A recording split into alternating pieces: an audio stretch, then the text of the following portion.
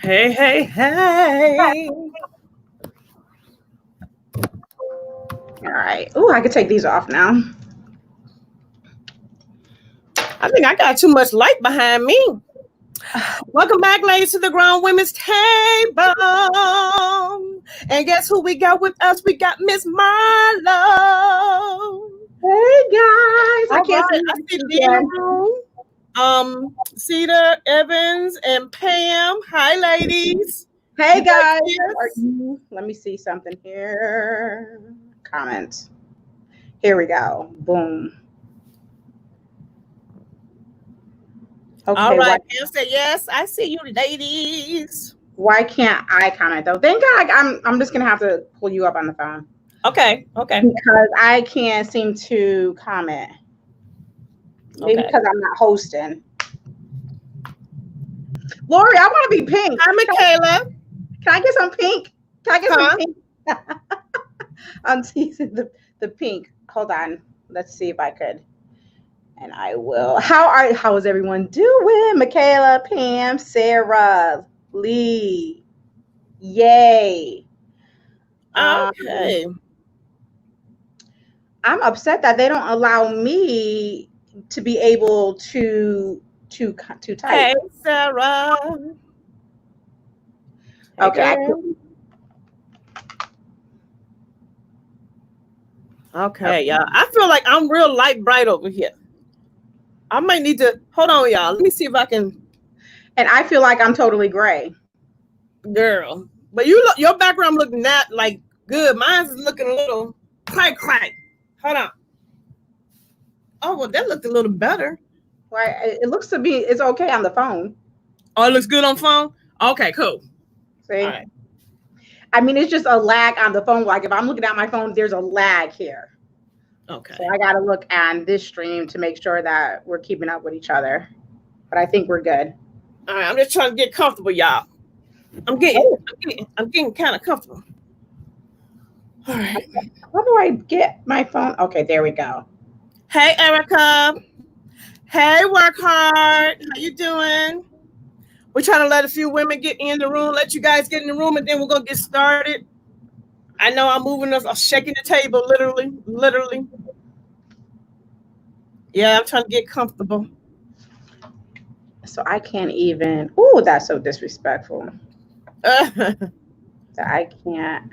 Oh, maybe. What you do? Oh, y'all, Marla left the building.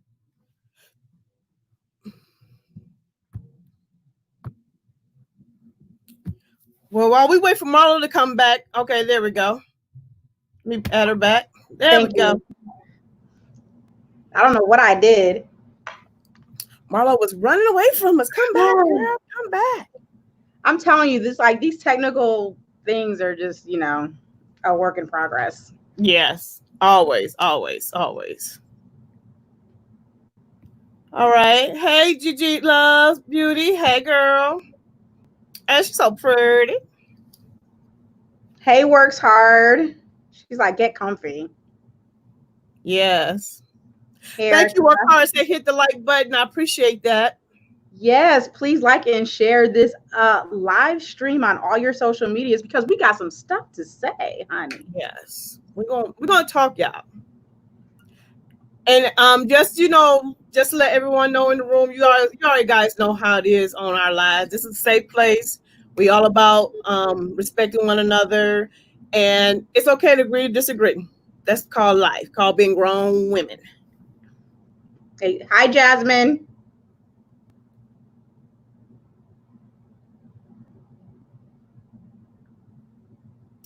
Oh, Lisa said she got her iced coffee with my blanket. I know that's right.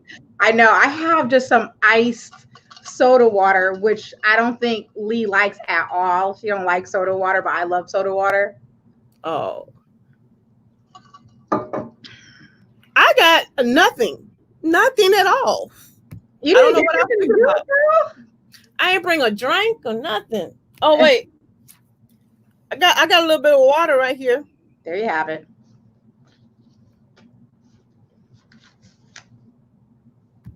You got your Gigi said she got her snacks. Yeah, I got my snack ready. Ready. Okay, y'all. It's about how many in here? It's enough of us that feel like us to get started. What you think? Yeah, yeah, absolutely. I mean, we're not going to be like rushing or anything, guys. I think what we want to see is you guys interact, and I'm going to keep up with the comments. I have my phone here so I can read everything while we're talking, so we kind of just don't miss anything of what you guys feel and your interpretation of the conversation. Okay. Lee said that it's weird that only in y'all live streams seem like a safe place to chat in the beauty community. Thanks, Lee. Oh, that's so nice. Hey, Lala. Lala, where's she? Oh, I didn't even see her come in. Hey, Lala. Lala, so sweet, y'all. Okay. We got a little. So what we're gonna do right now, because we have two different platforms here. Mm-hmm. Hey, Monique. We got two different platforms here. So just to be, to make sure everybody knows who everyone is, we're just going to introduce ourselves. So, Marlo, you want to introduce yourself? Sure, I'll go first. I am Marlo Keenan, and I am here on YouTube.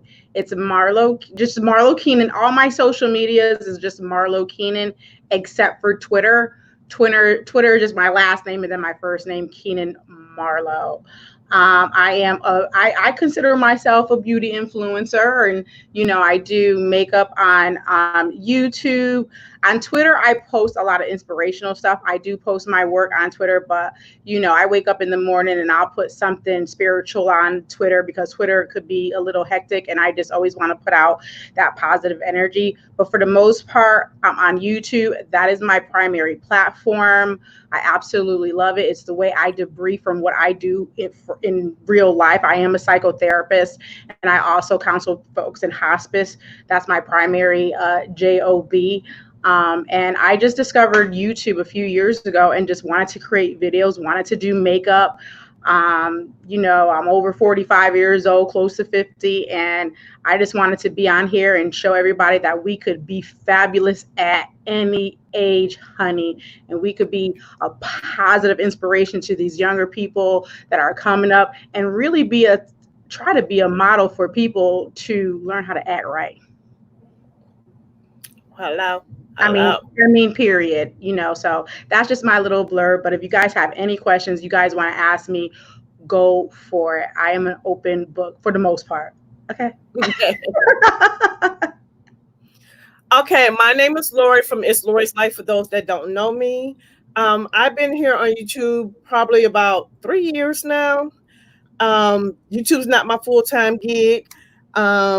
I really started YouTube because I have like a love for makeup, and then I also have a love for women and lifting women up and building women up, and we just having a place to come together. And just like Marlo said, my girl, I'll be 50 this year. Whoop, whoop. So it's just to represent that no matter like what age you are, no matter what you look like, you are your own self of beauty. Your own standard of beauty. And I just wanted to put that out there for the world to see, and to give our younger generations, something to, look up to, because it is so much negativity out here. Yes. And they need something positive, and they need to know, like you said, how to be real grown women out here in these streets. Absolutely. So that's who I am, and I do YouTube live every week at 7:30 on Wednesdays, Eastern Standard Time, where we come and play in makeup, and we just talk about grown women stuff. And like I said, I like to make it a safe place for us all to come together and just talk and share and lift each other up and help one another.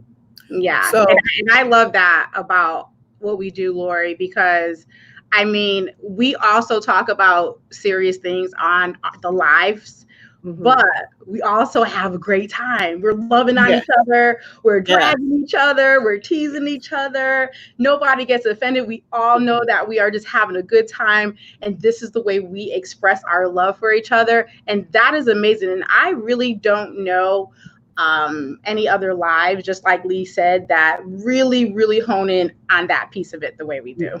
Yeah. And that's what I love too, because we are sisterhood. It's a family. And especially in the Black Mhm. culture, when your family get together, y'all Mhm. cracking on each other and doing all that kind Mhm. of stuff. And I feel like we have that, in our Mhm. community, in our group, and that's what I do love about that as well. I really do. Yeah, yeah. And just to let you guys know that Lori and I have actually discussed doing this a long time ago. We discussed it, but there was a lot of things going on in the world, and we agreed that it wasn't quite the right time. I think we were trying to just wait until it was things settled down emotionally for our people. And we Yeah. also figured that it would be a great idea because we ourselves talk about colorism between, when me and Lori are just talking privately, Right. and what perfect time to do it and what perfect people. I believe, as Lori is darker than me and I'm a Mhm. light-skinned black. So Right. I was like, who better to talk about this than people on both sides of the spectrum. Yes, yes, and the first thing I want to say, for those that might not know us and that might be watching the replay, this is not a discussion about light skin versus dark skin. Mhm, It's not mhm, a war. It's a war that has been perpetrated in our community, light mhm. skin versus dark skin. But we want to come here. We want to talk about colorism, but we also want to let you guys see that we are affected on both sides of the spectrum. Correct. So that's one of the main goals that we want to talk about here. So it's not about us coming and saying bashing Mhm. all Yeah, light skinned women and bashing all dark skinned women, because at the end of the day, in America, we black. that's So right. And I think it's especially important. This is pertaining to our community. This is right. pertaining to what we have put on ourselves. Not only, well, I don't want to say we put it on ourselves, but we will go through the history and how this happened. But we still continue today in 2020 to have these type of disparities within our own community. And Yeah, until we get past it, we will never be better. We will right. never be better. And so, how we wanted to start it off was to really define colorism. And Lori, it's so funny that you could look up colorism in a lot of places, and they give out different definitions, but most of the time, it really it's the same. It's just not. The semantics are different. But do you know, Lori, that the actual term colorism was truly defined by Alice Walker in Oh 1983? no, I didn't know that. Mm-hmm. Okay, we're getting educated, y'all. Mm-hmm. And I wrote it down Okay. here. She wrote a book, okay? And I don't know if you want to type that up, Lori, and they could use as a reference. The book is called In Search of Our Mother's Garden, okay? And the lady is Alice Walker. 1983, and she defined it as prejudicial or preferential treatment of the same race people based on color. Okay, Mm, so if you look at the definition, like Google's definition, whoever magazine definition, the verbiage may be different, but it really does mean the same. In layman's term, is just basically within the same race, passing judgment on those people who are different hues of skin. okay. All right. That is it. That is. Mhm. I didn't know that's where it came from, but it's exactly my definition. When I think about colorism, I think about it coming from within our Mhm. community. It might not have generated that way, but it comes from within. The perpetrators that are doing it are those within our community. Mhm. Mhm. And Lori, when you think about it, um, and you posted it right now, do you want to like talk about your perception on really where this derived from for our people? Okay, Lee just said, I always say it stemmed from slavery. And I do agree with that. Like that was one of the things when I think about where did it start?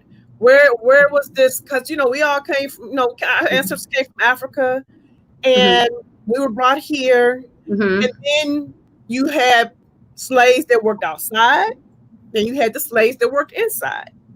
And it tended to be the ones that worked on the inside were fair complexion, Hmm. ones outside were darker complexion, you know. And I Hmm. feel like, oh, wait a Yeah, minute, and Lala, look at my Lala, y'all. She got the link to the she book. got I the love book. it. Oh, Lala, you're amazing.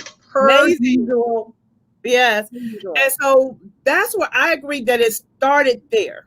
I believe that it definitely started there. And when I also think about it, I feel like I had wrote down some notes.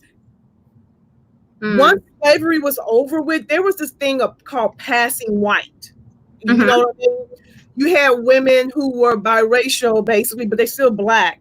But they were so fair skinned that they were able to pass as white. Correct. And a lot of times, people that were from that family that were able to pass white, they wanted to keep their family bloodline very light skinned because they didn't want people to know that they were black. Correct. So that's where I feel like that's where it started with black people. You know what I'm saying? It's like, oh, I'm passing for white, so I can't date nobody dark because then my kids might come out dark, and then people gonna know I'm not actually black. I'm actually white. And I think that to me where it was the key for where it switched in the black family. And that, yeah. No, yeah, I totally agree with you. And going back to what you said before, when we're talking slang and stuff, we be like the house and the right. And so basically, appropriately, it's really just domesticated. You had the domesticated black people that were in the house, but see, these are those slave owners. Those were the ones who would rape us. Okay. Right. And then you producing these children, and then you would have those field black people, like you said, because of that. And just like you said,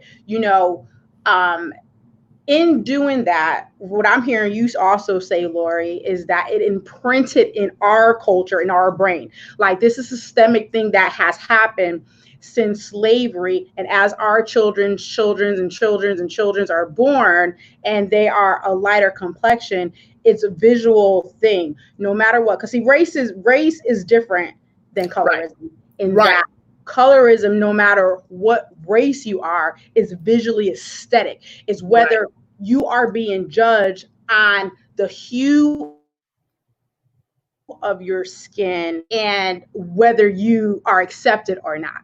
Right. And that has transcended through time. And then within our own people to say, well, and it's a catch-22, I believe, Lori, because I feel like some women, and I've read, some things about this a long time ago, where women would want their children to be lighter because in their mind, that's the only way they're going to succeed. Exactly. You're the safe.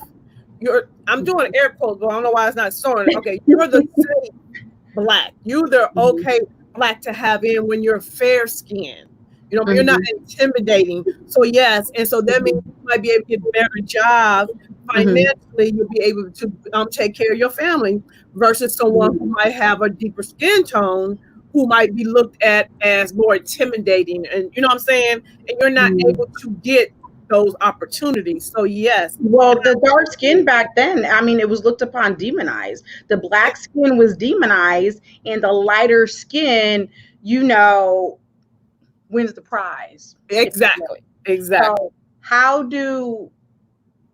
and I'm asking everybody on this live right now, how do you think, if you really think back all the way back then, all the way back to the 1800s, 1700s, how would you think that you could process that within yourself? You know what I'm saying? Like how could that really affect you back then? And we have to take ourselves out of our own understanding right now, because we live in 2020.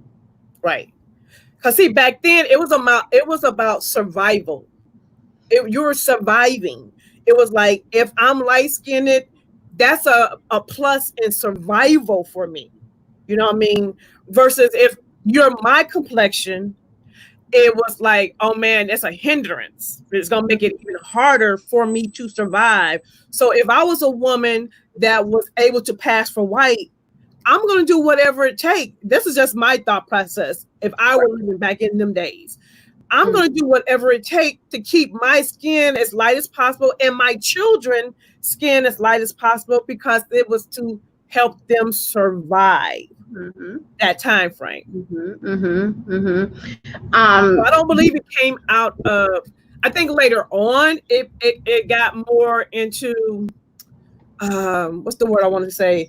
I feel like later on it became more uglier. You know what I'm saying? But in the beginning, I feel like it was we're surviving. We're trying to survive, and the messages, you know, even though you're trying to, your intentions might not be one thing, but the message still goes out that, you know, if you're lighter, you're better. If you're darker, you're the worst. So it's still that message being sent out. You're more accepted, intentional. And in the beginning, I think it was just survival. Yeah, you're more loved. You're more this. You're more better looking. Just the absolute nonsense that was instilled in our own community because of slavery. Because of slavery, right? And it's still affected us now. Right now. You know, that's a long time, Lori, to change mindsets. I mean, right. And I'm talking about within our own community. Right. And Lana made a great comment. She said colorism is not just in the Black community, it's in the Latin and the Asian community as well. Yeah, it definitely is. It definitely is. Let's catch up on some of these comments. Yeah, you go ahead and read some of the comments. I'm still looking at them. But again, Lala, you're absolutely right. And it's also back in Egypt and Africa and everything. Again, let's go back to the true definition of colorism and the true aspect of colorism. It has nothing to do with race. Right. Because if you go to the Middle Eastern, they dark, right? The darker you are is what is going to, in other people's mind, judge you on whether you're accepted or not. Okay. Yeah. There's dark-skinned Puerto Ricans. I mean, Dominicans look Black. Okay. Right. And Dominicans they don't like dark-skinned Dominicans. Like, for real, they don't. But it's not even, again, that's going back. It's not about the race. Right. It's about the complexion. The complexion. Okay. Sarah said that while doing research on her family, she found out that a fair complexion aunt was a plantation owner and owned slaves in her family. Wow. So that's where going back to what I had said before when I was again studying upon this a long time ago on how it was put in our brain that light is better. And so again, Sarah, that is such a good point. That answers the question of how do you think people perceive that back then? Oh, well, I'm light skinned. I might as well capitalize on this. Let me own some blah, blah, blah. Since I'm being accepted, I'm surviving. I'm surviving. I'm surviving. I'm being accepted. Mm-hmm. And that was I don't know how her heart and her spirit feel. I don't know how a person, Yeah. Shoe Lady said a lot of families wanted light-skinned family members for economical gain. Exactly. Correct. It was all about, back in the days, I think it was all about, surviving and moving and operating. But even though it was about that, there was still a message. So now think about your darker complexion people and how were they feeling? What message did they feel as far as being said, just because you are a darker hue, you're less than, like Lala said, let me put it up. Lala said colorism, no, that's not the one. Where'd it go? I think I lost it. She had a good point. I missed the comments. Oh.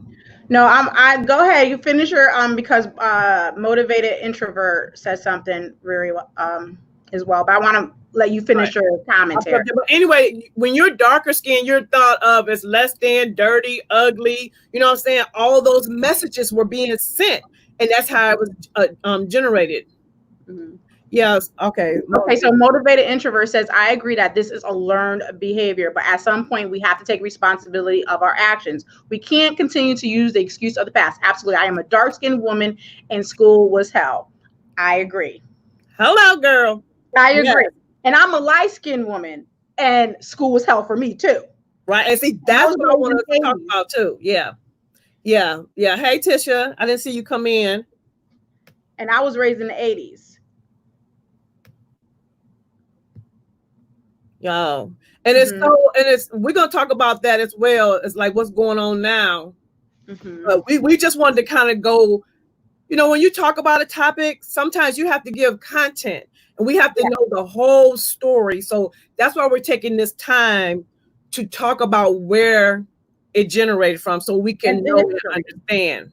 Yeah, and the history of it, because Yeah. it does is it sets the narrative, you know what I mean? Because people to this day don't even know there's a difference between racism and discrimination. Right. So Right. education is ongoing. Education is ongoing. Anybody could be discriminated against. Right. Anybody. Right. Racism is about race. Right. Discrimination, you could discriminate against me because I got big breasts, Right. or I'm fat, or Right. you're skinny, or whatever. Right. So Anything can be you know, discriminated against. She said, my dark skinned classmates and parents were evil as hell. Even today, you have grown as people using nappy headed buckwheat and so forth. Yes, girl. Yes, absolutely. oh wow. Monique says, I've always fallen in between with my cocoa cute skin, but I will always tell a dark skinned young girl how beautiful they are and they can wear all the colors of the palette of their face. And yeah, absolutely. But see, this is the thing. Why do we even have to assume, or why is it an assumption that if you like, we have to like dark skin is not beautiful? Right. Right. But You know what I'm saying? I think our society has made that to be. When we're going to talk about representation, I think that has a lot to do with it. Jasmine said, can you guys touch on how even hair texture separates us? Yes, on Well, the whole let's good hair, bad hair. I think we should talk about that, because that's going to fall into our own experience as kids. For Yeah, me, we would definitely hit that.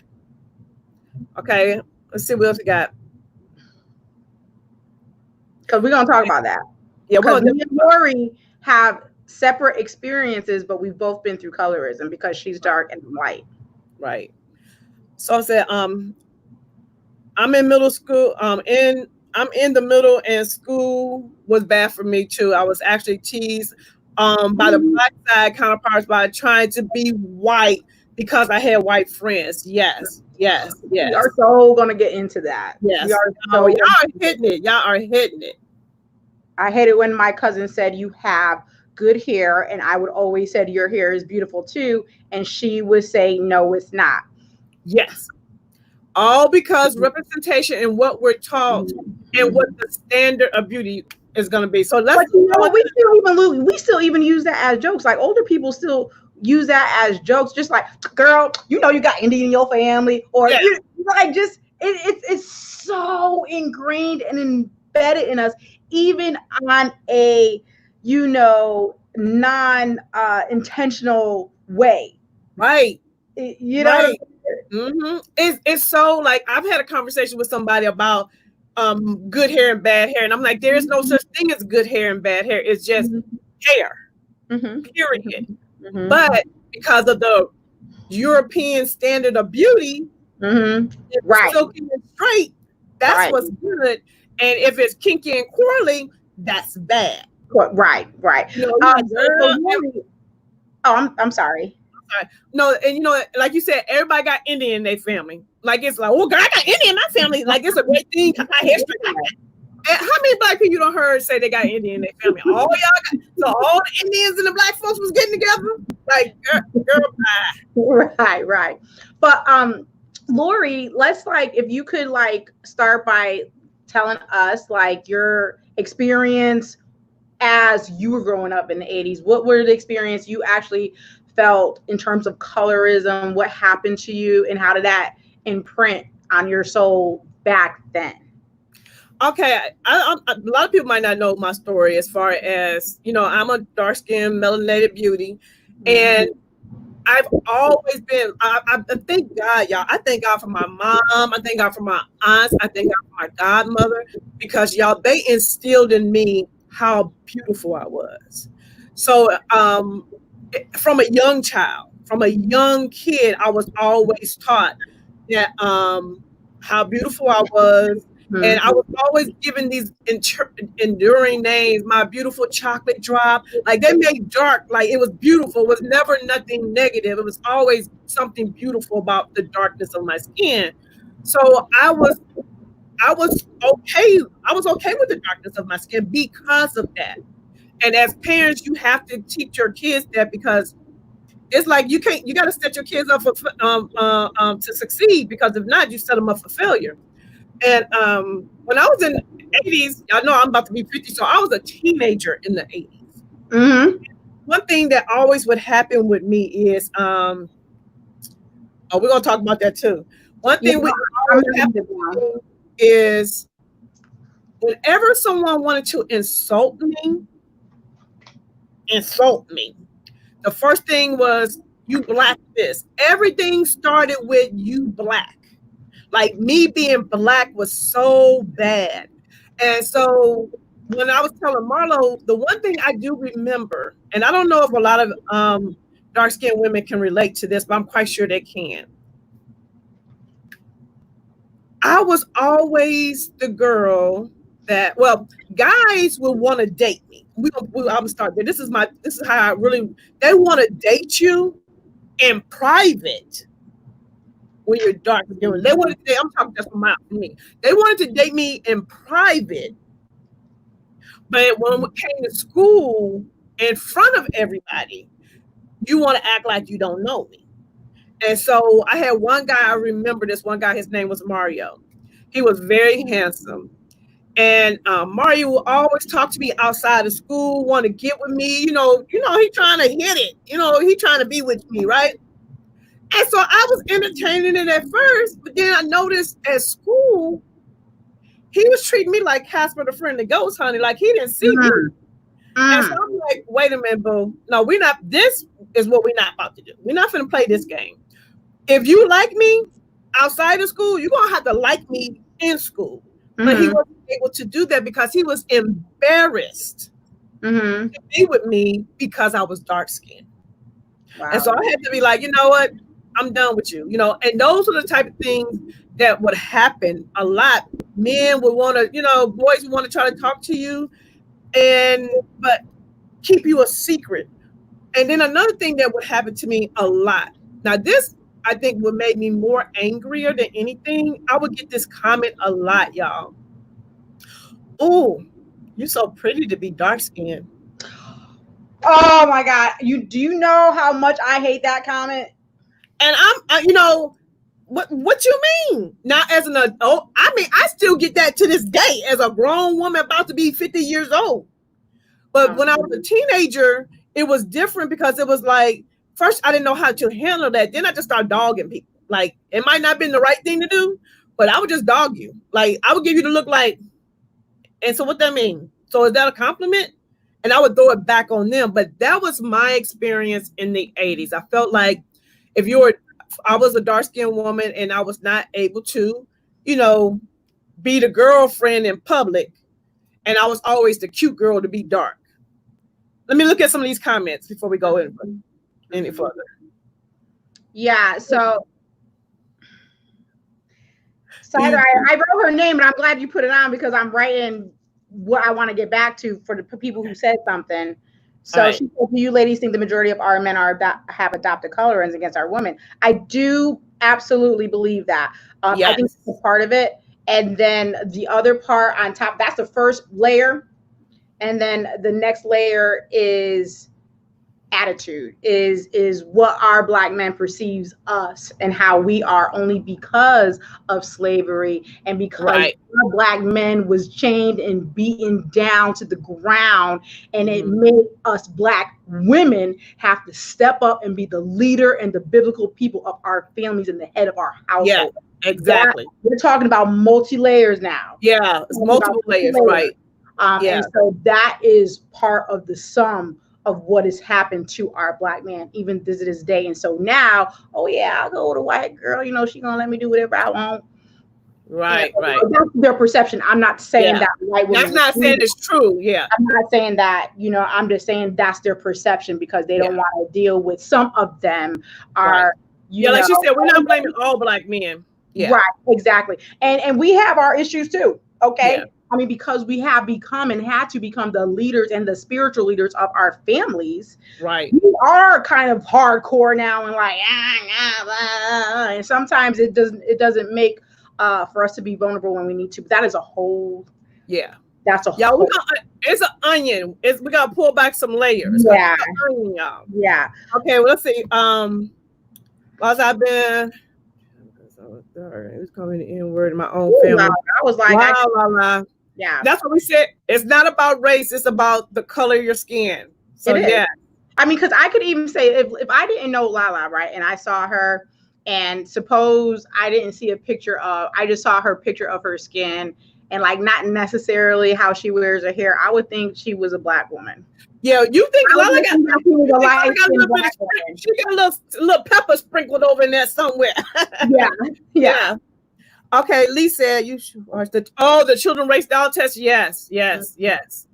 That if you have not watched that, when they had the little baby doll, the black doll, the white dolls, and what was pretty and all that was powerful. Yes, and you know what movie also perhaps also kind of portrayed that in the 80s is the movie by oh my God, Spike Lee, School Days.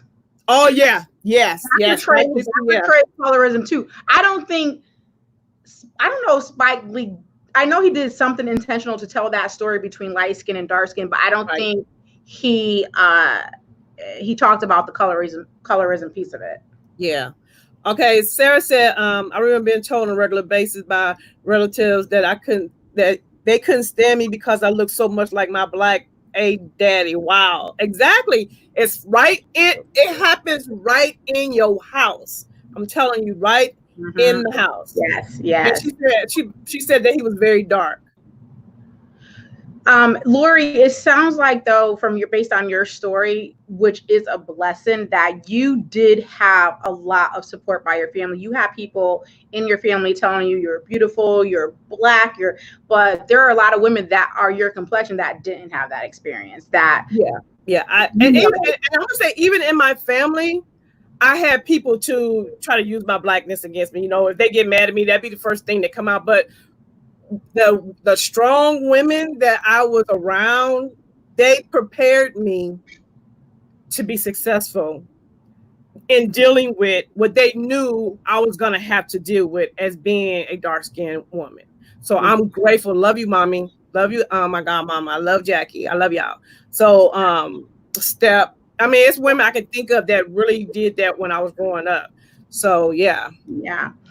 And of course, my story is a little different, but I mean, I don't want to start until No, I'm done. So that I just wanted to give you guys my perspective so you can see where we're coming from. So that's how I feel. Hey, Lynette, we got some new people coming in. Hey, Lynette. I didn't even see her come in. Hey, Miss V216. Okay, and hold on, what's this? And Van came in. Oh, Lisa. Oh, they talking to each other. Yeah. Okay. So my part of my story is basically this. Some of my friends used to say I still have PTSD, but that was because I experienced racism in a whole, especially in the late 70s. My parents had put me in an all-white school. I would get off the train tracks, off the bus, walk through Trussell, and be called nigger, all of this stuff. I shouldn't say that on YouTube. They may block us, but this is a picture of me and my daddy. I don't know how well you guys can see that, but that's me. It. And that's Marlo. Okay, obviously you see how dark he is, right? Mm-hmm. Look how light I came out because my mother is Puerto Rican. But I was raised by my dad. I was raised by predominantly my Black side. That's another story. But in terms of the colorism piece of it, I went through so much in school. I wasn't accepted by Black people. I wasn't accepted by white people. I was just me. But yet my daddy, I love him so much. He's 93. I love him. And daddy girl. Oh, straight up. Hello. Can't you tell by my personality? Totally daddy's girl. And so, he would always, just like you, Lori, be like, you beautiful, you did, I love you. And he was a man. It's different when it comes from a mom because mom's supposed to do that. But when you have a man a father that you're being raised by, it's almost that model of what you see a man should be, even as a teenager and as you get older. But when I used to walk through the projects, you think you cute. People would pull my hair in school, and mind you, my hair is curly. It's curly. Like, I got my hair is like flat iron right now, and I relax my hair, but this is my natural state. That's the natural state of my hair. It's like a 3C or 3, you know what I mean? And so and here, this is what it actually looks like. This is me when I was 17. Okay. That's what my hair looked like then. It wasn't relaxed then, but I used to just, curl it with the curling iron. I just wanted to give you guys some like perspective.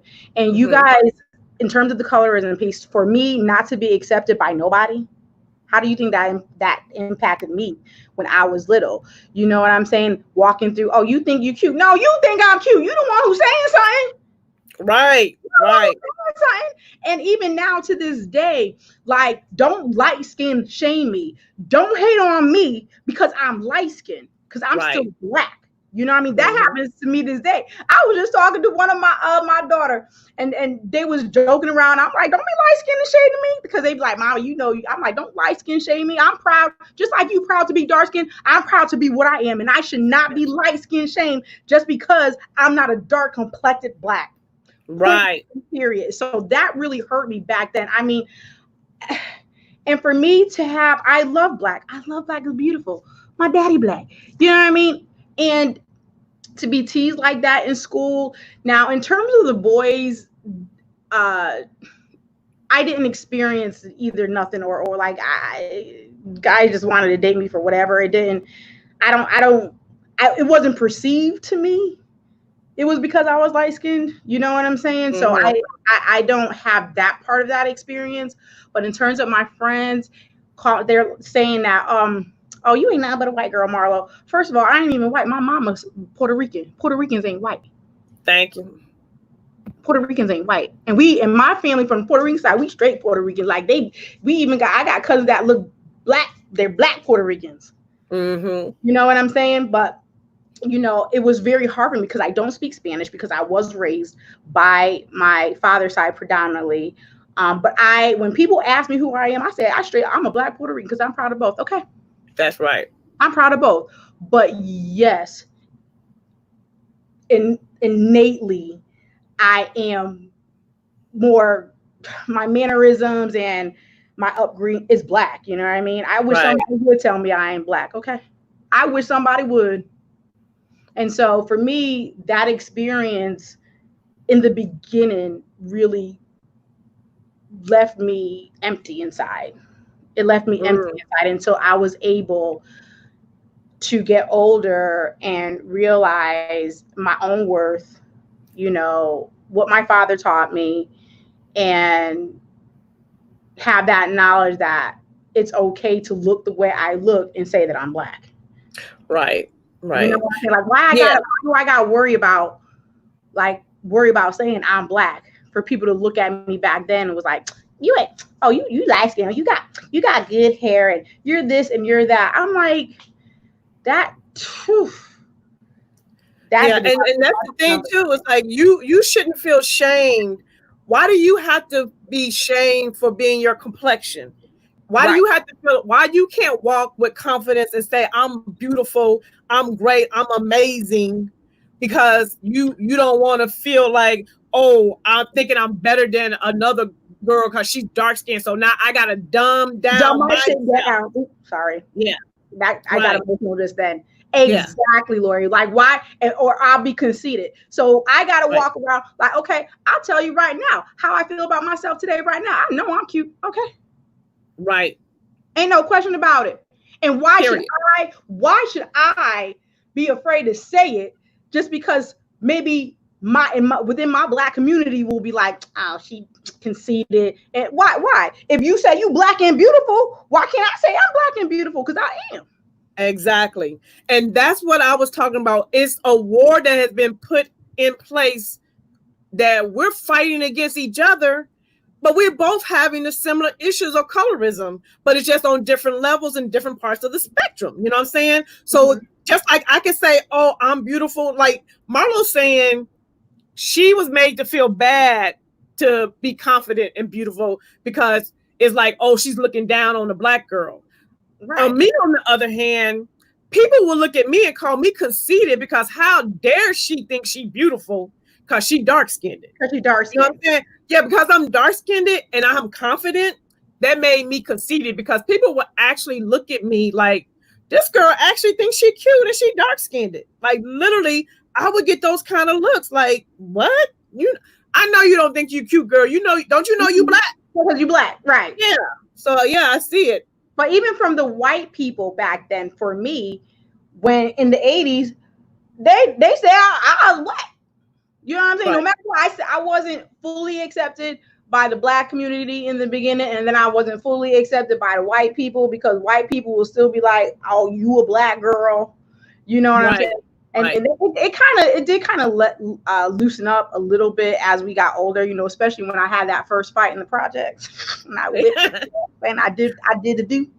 Right. My husband will tell you that story all the time. My kids will be like, "Oh God, mommy, her first fight in the projects."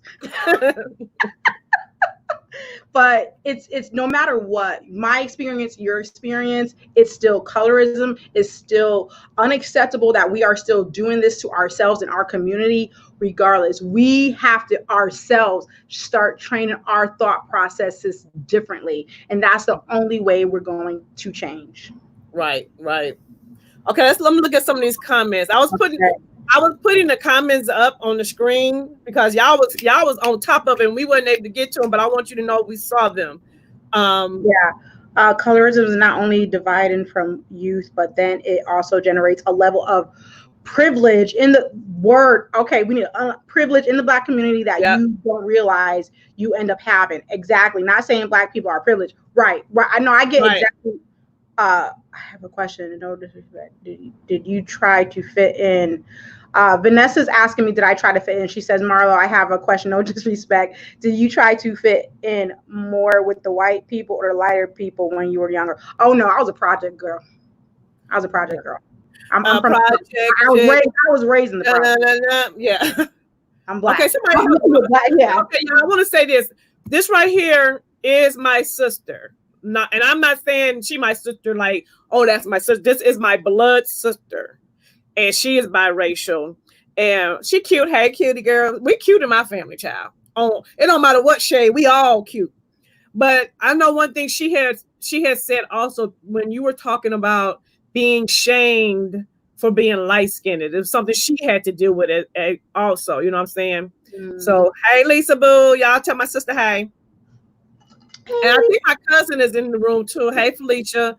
Vanessa J is in the room. Jay is in the room. It's people I haven't spoke to. Who was? I saw somebody else come in the room. Yeah, and Gigi said, I have to say this. This is the first time in my life that I have been able to have real connection with other Black women. It has been such a struggle because of all the negative experience I had. Well, Gigi, welcome. Okay, welcome to this positive group. You know, I could literally cry about all of this, just because I wish, and we are such a small group, and it's almost like there's so much of the world that needs to have these things, to have these outlets, and to believe in themselves, and for us as a Black community to stick together, be together, and just not have this within our own community. I think that's what bothers me the most. Like I could even see, you know, I mean, I don't accept white people doing stuff to us or anything like that, but I'm saying when we our own people doing this to each other. Yeah, that's the worst part of it all, because when I think of colorism, I think when it's from white people, it's they're just being racist. But colorism to me comes right in my own backyard. It's right in my own neighborhood. I see it. And while we're gonna segue into that, that's the next thing I want to talk about. Unless, Marla, do you have any more you want to say about your experience? No, I mean, that just, that really sums it up, just just being hurt and not accepted by either. But me, I no matter what, when Van was asking me about, was I trying to fit in with white people or black people, I was never trying to fit in with white people. I never tried to do that. But I do have I have a lot of white friends today. Now, how stereotypical is this? What I'm about to say? I have some white people that are my best friends right now. Yep. Lord, because you know what? Friendship ain't got no color. Because friendship don't have no color. It's a relationship, Yeah. Miss B said I was called yellow, red bone, and even had people say I wasn't black. Diva. Yeah. And see, that's what I'm talking about, Miss V. It's like first of all, as women, we're already taught to be in competition with each other, period. But when you're black, you're not only taught to be competitive, but you're also taught that if you light skinned, you better, and if you dark skinned, you're worse. So there's a self-esteem thing that happens. And one thing I want to talk about, Marlo, when you said how girls would say, "Oh, you think you cute." Mm-hmm. A lot of that comes from, and see, this is where we have to have a real conversation, ladies. I'm a dark-skinned woman, and I know for a fact that a lot of dark-skinned women are intimidated by light-skinned women. Mm-hmm. Because, and I'm going to tell you what, stay with me. I gotcha. If you're taught that your skin color, your darkness is negative, correct, and you're not beautiful, that leads to low self-esteem. And when you have low self-esteem, you be jealous of other women. Correct. So I can meet you, Marlo, and don't know nothing about you, but because of what has been put in me, and if I don't have, thank God I had the women in my life to build me up. But imagine if I didn't. Oh, yeah. So now I'm a dark-skinned girl that's full of all this negativity being taught to me and all of this, and I got low self-esteem, and I'm intimidated by black lighter-skinned women. And when I see a light-skinned woman, I mean, like that first of all, you're gonna be a bitch off the gate, period. You know what I mean? Right. And it's gonna be a lot of negativity thrown your way. So that's why I feel like we have to have these conversations, because that's a real issue. It's not just, light-skinned girls think they're better than dark-skinned girls. It comes from something. Dark-skinned girls that don't know and don't realize that they are just as beautiful, so they have low self-esteem just like you said, because of that phenomenon of that European look. That white look is supposed to be better when it's not. Right. But it's just crazy. And even in the 80s, Lori, just hitting back on how colorism was affected in the 80s. If you even notice in the movies, right? Like what was that show, that teenage show? Like they would have light-skinned black girls more so in the movies. Right. Skin girls, like all the popular shows, they had maybe a black girl in it, but she was light-skinned like me. Yep. Long curl with the spiral curl, not necessarily 4C, but maybe 3A, 3C. Yeah. Right? And that's how that influenced even back then. Yeah, and it is, and that's when we say we're going to talk about where we're seeing, when you do see black women on TV, they were always lighter complexion. Yep. So Marlo might have had a representation of a positive black woman on the big screen, but guess what? Like how I didn't have it. You know what I mean? So it makes, it really does. Halle Berry was out since Halle Berry was out back then. Right. Hey, Bridget. Bridget's in the room. I'm just thinking of somebody, that was light skinned. So yeah, we had Lena Horne back in the day. Lena Horne is stunning, beautiful. Yep. Mm-hmm. She still alive? No, I'm saying was. Is she alive? Hey, Alicia. I'm just trying to catch up on some of the comments here. Yeah. I hit that with my grandma. Nisi said, I hated that my grandmother was white. I used to get called white girl. Nisi, and before you jumped on, we talked about all of that. And you're right. It's almost like that's what I was called too sometimes. And my mama Puerto Rican and my father's black. But yeah, all light-skinned people I know on here, we probably have similar experience, just as all the dark-skinned girls have similar experience with Lori. Again, I think the biggest thing though with growing up, with whether you're light skin or dark skin, is what kind of support system did you have? Like Lori had that. People that chocolate's beautiful, black is beautiful. My daddy would always, Marlo, you're beautiful, black is beautiful, and things like that. So I think that's where, you know, your upbringing will sway what happens to you as you grow up and what you perceive as yourself to be. Right. Lisa said music videos, our own people like 50 Cent and Lil Wayne blast their own way. Girl, we're going to talk about that. Yes. We're going to get there. We going there too. Let's see what else we got. And Nisi said that her grandfather was Spanish. Okay. Okay, she said, this is a lifelong lesson as a dark-skinned woman. I had to learn to realize my worth, my beauty, and my value. Yes. Hey, Jasmine. And Jasmine's on here. And I would like, Jasmine, please comment, because Jasmine and Lee are two Black women. Jasmine, I believe, is a little darker, and Jasmine is real young. Jasmine's like 24. So I would love to hear what you have to say and how things are affecting you now. Okay, let's see. Y'all in here talking. I love it. I know. Alicia said that my sister, many don't see she raised me, but she always told me I was beautiful, that I'm a diamond, and not a Cuban baby. That's my little sister. I raised my sister, and I would tell her, girl, you a diamond. You ain't no Cuban zirconia. The heck? No, absolutely not. I don't consider Claire Huxtable light skin either. Oh, you guys talking about the talking about the Cosby. Yeah, Claire Huxtable wasn't light. Y'all don't consider. Hold on, what was this? Who said? You know what's so funny? But okay, can we go back to that? Because somebody told me that my daughter, Natasha, I feel like Natasha's almost like Lee. What do you think? Don't you think Natasha is the same color as Claire Huxtable? And people call her light skin. My daughter's almost 30 years old, and they still consider her light skin. Yeah, your daughter's light skin. I consider her. Yeah. Okay. Somebody was saying my own. Glam. Jasmine said my own brother even said, "Wow, girl, you got dark after not seeing you for many years." That's what I'm talking about. It happens right in your house. And she's like 20, and she's younger than us. Yeah, so it's still happening, you know. It's so crazy. Hold on, y'all.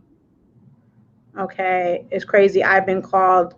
Okay, so Gigi says she's been called light skin too. Yeah, Gigi, I consider you like you brown skin. You ain't light skin. You ain't like me. Let me see. No, Gigi light skinned. I think it's Gigi looks is light skinned. But look, okay, yeah. Let's stop right here. Okay. Listen to what we're doing right now. We are all going back and forth with our own perception of who and what is light skin. Isn't like, not that we're saying anything bad, but our perception, like Gigi to me ain't light skin. She brown skin. Yeah, I look at Gigi and I look at her as light skinned. Yeah, I'm light skinned. Yeah, you light skinned, but Gigi. Okay, let's see. Like Niecy J, I would consider light skinned, y'all. Yeah, I consider her light skinned. Lee loves makeup. Light skin, but growing I'm just looking at y'all profile picture. Lee loves makeup. I would consider light skinned. Monique is in the middle. Monique to me is brown. Gigi said I'm caramel. But you know what? That's the beauty of being a Black woman, y'all. We come in so many different shades. We just scrumptious. Do you hear me? And instead of for me, check this out. Instead of for me, when I call myself light skin all the time, but if I'm going to use a term, especially if it comes to makeup or whatever, I'm a tan girl. Yeah. I'm not light skin. I'm a tan girl. Yeah. Because even my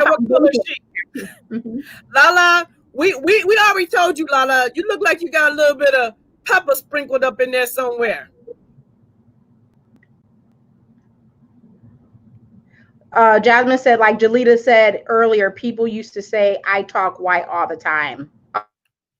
Yeah.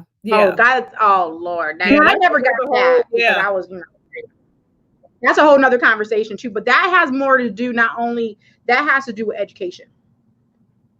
Part of that has to do with Okay, so education. Kimberly Freeman said, my light-skinned mother doesn't think I'm light-skinned, but my darker-skinned husband think I am. Yeah, so it's perception. And I, you know. She said, what color? Am I going back too far? She said, what color am I?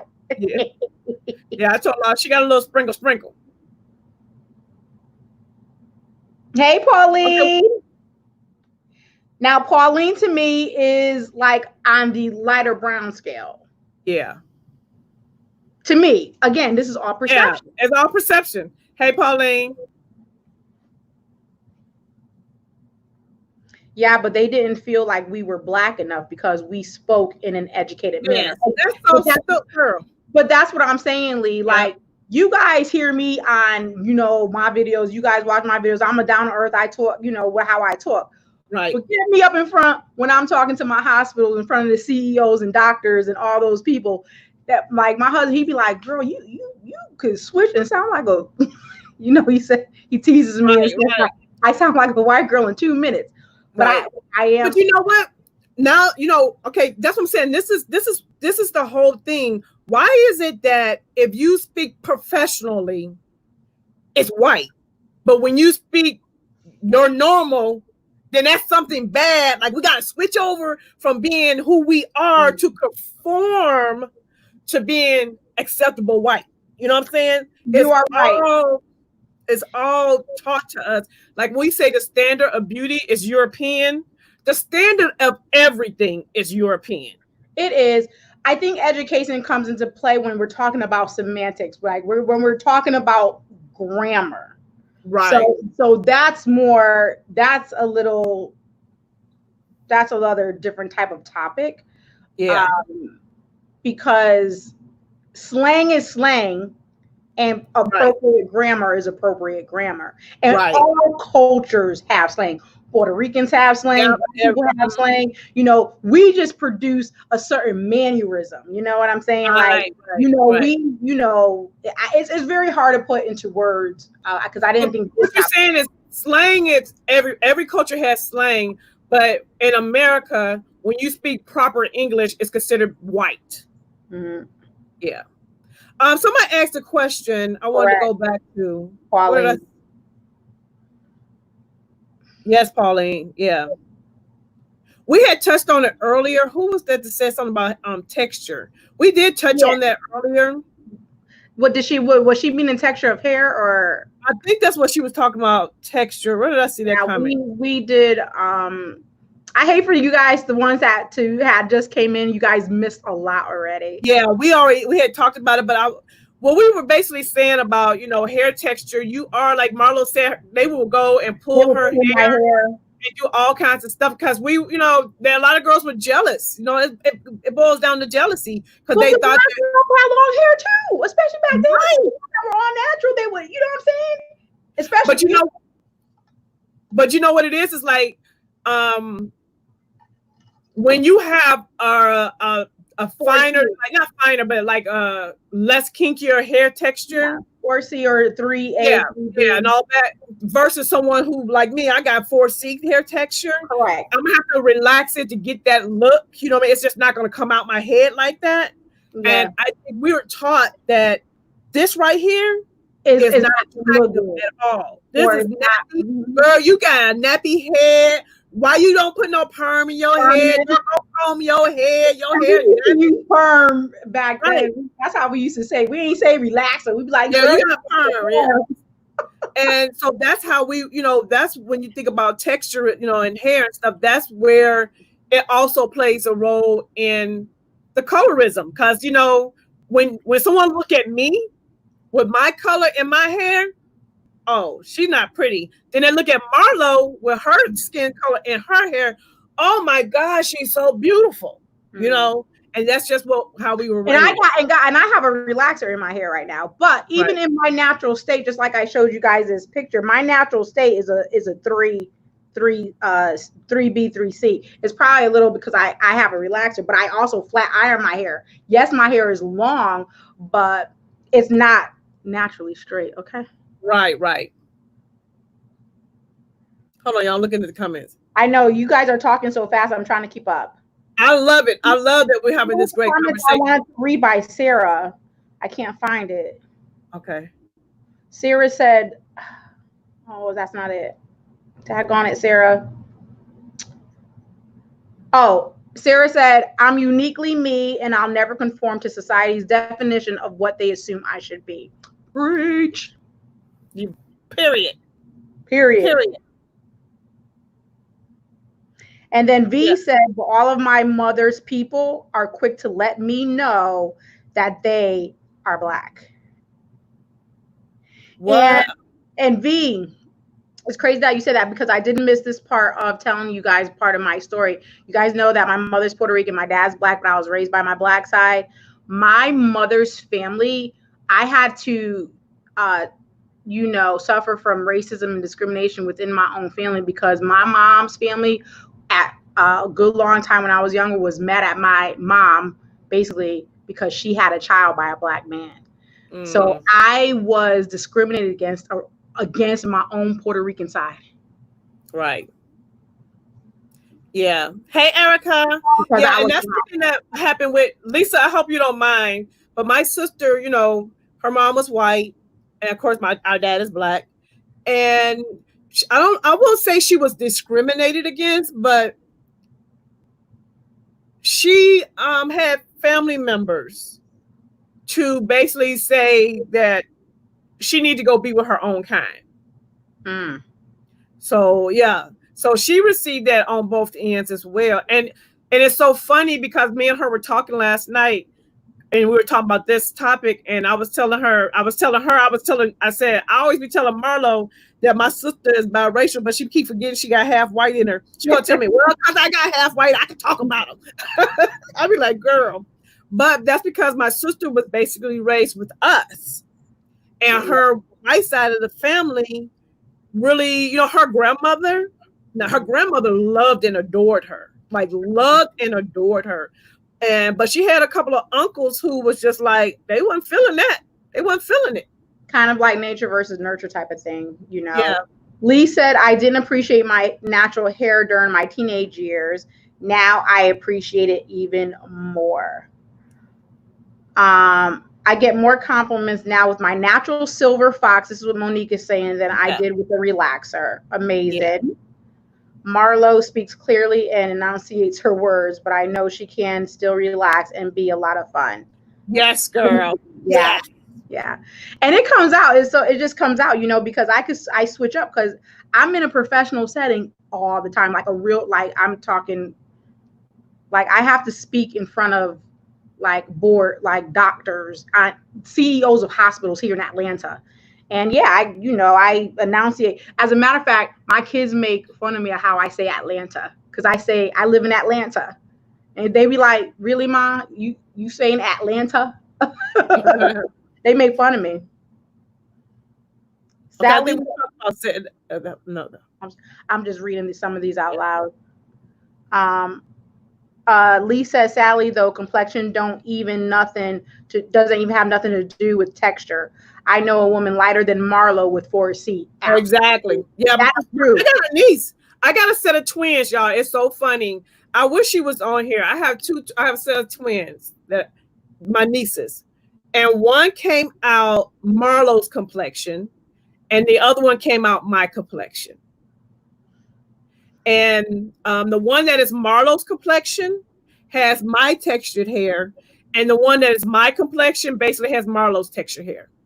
See, Monique starting stuff right now. See, Monique discriminating. She being, listen what she said. She said when Marlo thinks she could cook. Now this is another thing. Back in the day, right? Listen, no, this is a true story though. Back in the day, right? They be like, "You don't look like you could cook." Why? Because I'm light skinned and cute. Right. See how crazy people are, y'all? People are crazy. And Monique, no, I will take my brown stew chicken to town, and Monique can't even come with it. Native American, and he's.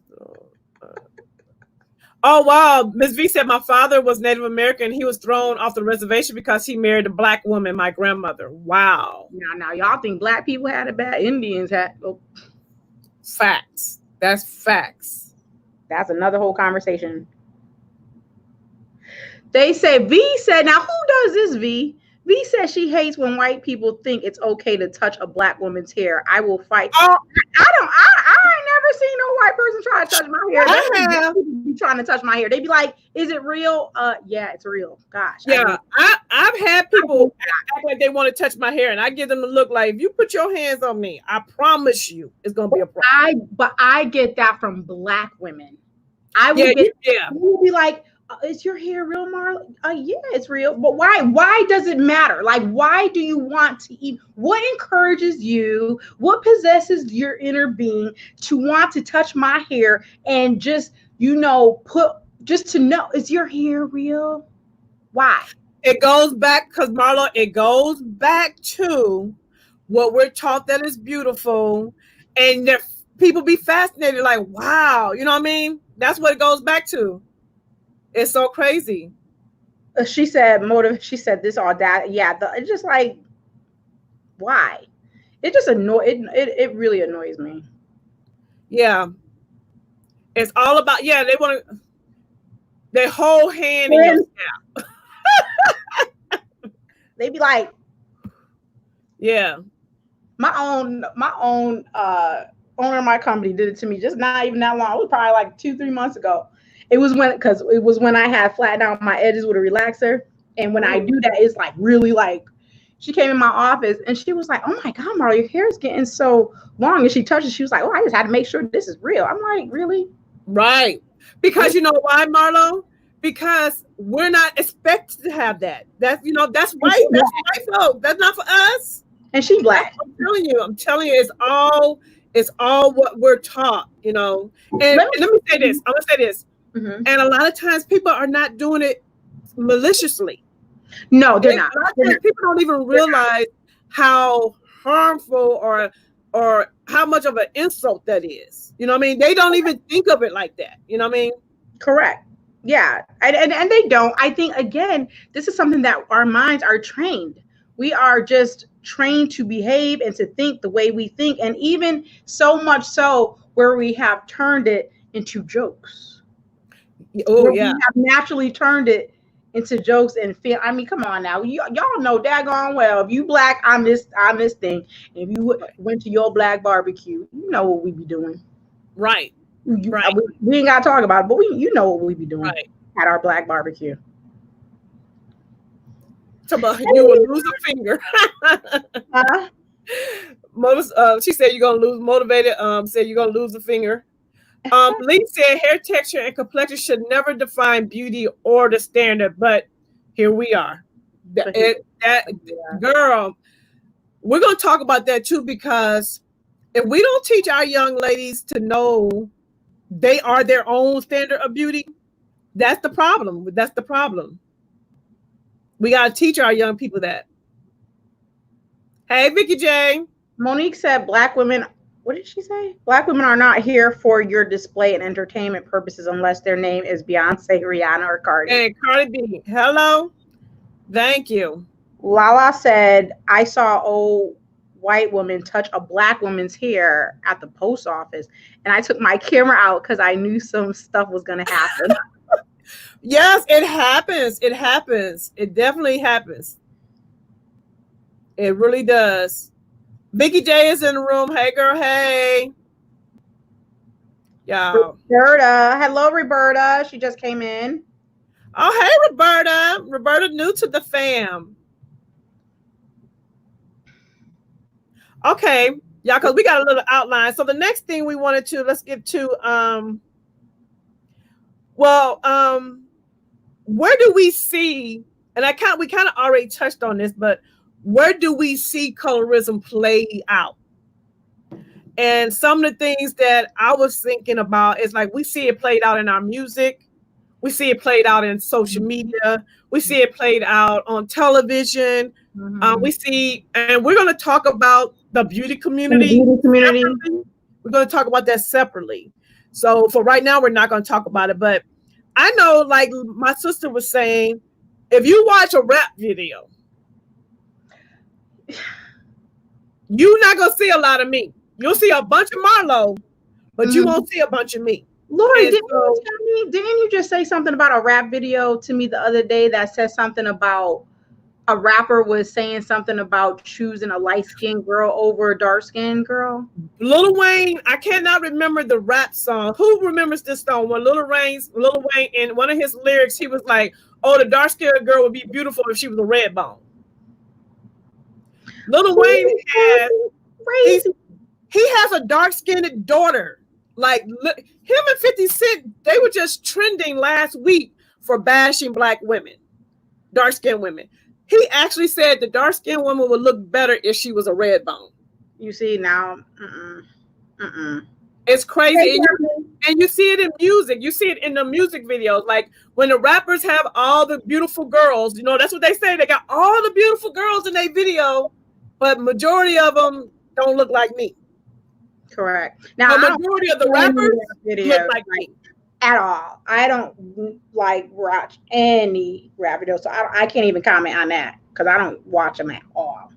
Yeah, but see, and this is what I said, like majority of the rappers in these videos is my skin tone. The rappers or the Yeah, they're the rappers, but the women that they have in their videos are your skin tone. So it's a message being sent to little dark skin absolutely. girls. But that's just disrespectful that our black men are portraying that. Are doing Girl, yeah, we're gonna let's put a pin right here. Before we go any further, we're not saying all black men. So don't right. come and say we saying all black men. No, because my black man is that okay. But you see in the black community that black men they worship. A lot of black men worship light, fair-skinned women. They think they're so beautiful. They're so exotic. They're just, oh, they got long hair. They this and that. And then they look at me. Oh, she a black girl with attitude. I ain't got time for her. But but let me tell you this though. But you a smash though if I let you. You a smash. Do you know? My daughter just taught me what that word meant. I just learned what that meant a month ago. Smash. Tish said Lil Wayne's brain cells are fighting against each other. Absolutely. Absolutely. Hold on, what did I say? Serious question. Do you think that all light-skinned men are corny? No, absolutely not. No, I don't think that. No. But you know what? I do want to comment on what Lala had asked, only because I'm just thinking about my personal preference. Okay. If I'm in a restaurant and I see like that type of Shamal pretty walk in, Shamal, when I see another man coming right beside him that's just as handsome, but he black, my eyes always go to the black one. That's just me. It's a personal preference. I don't got nothing against light-skinned folks, well, men or anything. Right. My mother's dark skin, my daddy dark skin. That's probably because my daddy dark skin. My preference. Now, when I was younger, that's not to say that I didn't date light-skinned guys. It's just right now for me, it's just my man gotta be big, black, and linebacker. You know what I mean? Right. Like, he gotta be one that's gonna know how to protect his woman.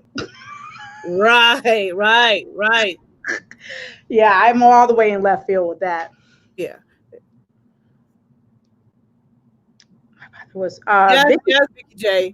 Now I feel like a black man, it's like a fantasy thing for them. You know what I'm saying? It's just, and for whatever, Chris Brown did say that a couple of years ago. Yeah, Chris Brown, I'm telling you, it's crazy. And for them to have, okay, we're gonna go to this other topic too. I think a lot of black men want to have children with light women or white women because they want their kids to look a certain way. Vicky J. Okay, which one do you have? We go back. Go ahead. Vicky J said, well, this is a different one that she said, but she said he used to adore my mother and thought she was so special because in her youth, she was a lot lighter skinned than she is now. In fact, I never saw my father date anyone who wasn't light skinned. Now, Wow. I feel like just like how we said like all black men are like this. I mean, sometimes it's just a preference, or sometimes it's neither or. Sometimes you just fall in love with who you fall in love with. Yeah, but it is a trend though. There's a trend. But I'm it gonna tell is you a right trend, yeah. now. Okay, if I look, okay, you guys see my complexion, right? On my father's side, and y'all, I'm not bull crapping. I was almost about to cuss. I'm not bull crapping when I'm about to say it. My sister Lisa's in the room. 98% of the men on my father's side only date white women. On your father's side? Yes. So okay, if you look at my generation, like my father's generation is my complexion. My generation is my complexion. When you get into my sister's generation, who I showed y'all earlier, and from there on down, the Flemings all look biracial because the men only date white women. I have cousins. I have two cousins that live in Detroit. They date black women. But when I say all the uncles, all my cousins, the male cousins, all my brothers all have they all only date white women. So my thing is, where did that come from? What it's not a preference. You're saying all just white women. You're not, that's like you're saying, you're not saying it's a preference. You're saying they ain't messing with black folks no matter. They not messing with black women, period. Not even a light-skinned black woman? Not even a light skin. No. If I were to show you, like, my brother, all his kids both of my brothers, all their kids are biracial. On my dad's side, on my dad, half of us are all what they call all black, and the other half biracial. My uncles and the next generation, like they're the guys that are my age and younger, except for my cousins that live in Detroit. Other than that, they all date white women. Now that's something entirely different. Now that's a whole different entirely subject. That's almost like, and I'm not gonna lie, I hope nobody gets mad at me about this, but I have to say it. It offends me to be racist against your own people.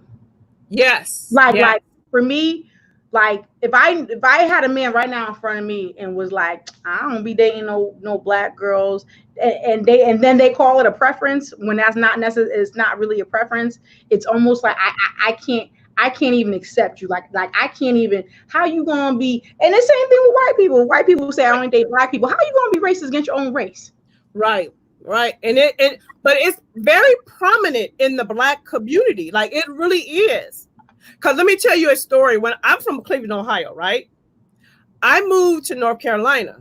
In Cleveland, Ohio, you don't see a lot of biracial couples. And when I moved to the South, I never expected to see it. Oh my God, that's all. And there's nothing wrong with it. I'm not saying anything is wrong with it. I'm just saying it's more than just a preference. There's something to this. Correct. Because these black men are only dating white women and act like the black women are beneath them, like they can't mess with them. Yes, that's Vicky J. Yeah, I'm trying to put these comments up so we can see, because y'all talking and I love it. They are, yeah, and I'm trying to keep up with it. And I think the idea of darker men wanting lighter skinned children is, yeah. That's it. That's part of it too. The same men that only date white women have a problem with a black woman who date white. Hey, bingo. They say that. Preferences, Vicky said, preferences stem from conditioning. They're always a reason. Now, when your reason is steeped in, wait a minute, negativity towards your own, yes, right. That's when you have a problem. Right. Yeah, that's exactly what I'm saying. Exactly. Yeah. Like, I can't get my mom for a woman with Polynesian because she had good hair and her skin tone was more attractive. He thought he was winning until he remembered. Until she removed her makeup and her wig, he was mad.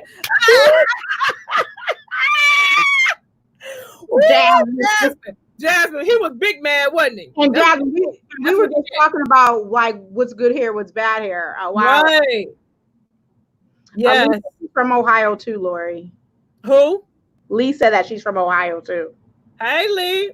I'm from the land, girl. I'm from the land of 216. Right, Lisa. Shameful attitude towards your own people. That is just Yeah. It's crazy because, and my thing is, I don't mind preference, I Hey, don't know. Wana, my sister's in the room. Hey, Wana Boo. I don't mind. I don't. Everybody have a preference, but when you like you won't date your own race, something wrong. Something's wrong. And this is another thing. This is what I say in the Black community. Um, when Black men get rich and famous, Right. what do they do? I hate that too, Angela. She just talked about the stigma between the good and bad hair stigma. Yeah. Hold on. What we have with? I mean, Lala was just speaking on. It's not always negative, but we So talk my about daughter, it. um, It is. I wish I Yeah. had. Okay. So Lala asked a question. How do you know it's negative? Okay. Yeah. Um. And then What is that question geared to? I think Lala was saying, how do we know it's negative when they're just dating outside their race? Is that what you were saying, Lala? I want to make sure I'm Or how, understanding. or how do we know it's a preference versus them Oh, just how you know it's the preference versus being negative? Oh, okay. Okay. being So discriminated? that was Lala's comment, and then Mickey J said, "Lala, we're Well, just you know by what okay." they say, how they say it. Like if they saying, "Oh, I don't date no black girls. I ain't dating Oh no yeah, black girls. I would never yeah. date no They will black say girl. it. Yeah, Black girl for me, they ain't got nothing I need. Blah blah blah. And I'm only dating a white girl." That's when you know. yeah. A preference is like what I like, Right, like how I would say, like I ain't got nothing against light skinned blacks, but I typically gear my eyes to a darker skinned man. That's who I'm attracted to. Like I like right, the darker, the better for me. right, But I've dated light skinned guys in the past, and I don't got a problem with it. right. Okay, so Roberta said my best friend is white and always wanted to marry a black man to have pretty kids, and she ended up with a white man. I'm telling you, y'all, it's a whole thing. I'm telling You you, know that is it's like a whole that's thing. the thought process. If you're mixed, that you're gonna come out like if you have a white Right, dad or black or whatever, that you're just gonna come out beautiful. right.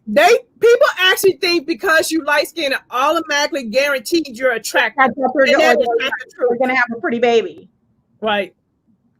Okay, my mother told me she didn't want me to marry an African man or have a baby by African man because she wanted my daughter to have good hair.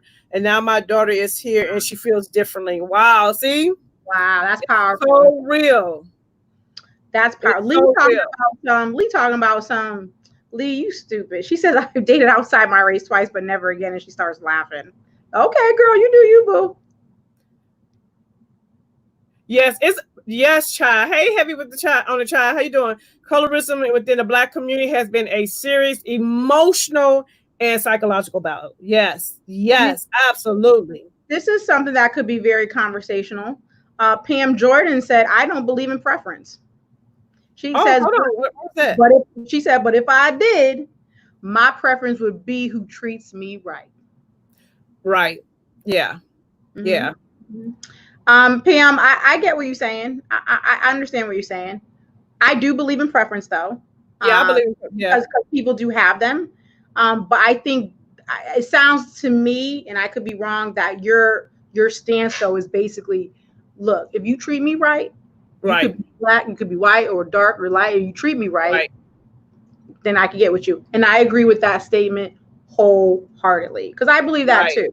You know, I just feel like for me, there's not an opportunity for me to, even if I wasn't with whatever, if I was like totally single and this, that, and the other, wasn't dating nobody, like there's not that many opportunities for me to date, to see if a white man would treat me whatever. I'm sure it would happen, could happen, Right. but I don't put there's not situations where I'm like gonna be hit on by white men like that. Put it that way. Wait a minute. What Vicky J said? Vicky just said, and I come to him. Hold on, I'm missing something. That dark skin is just as beautiful as any other, but for his daughters are biracial.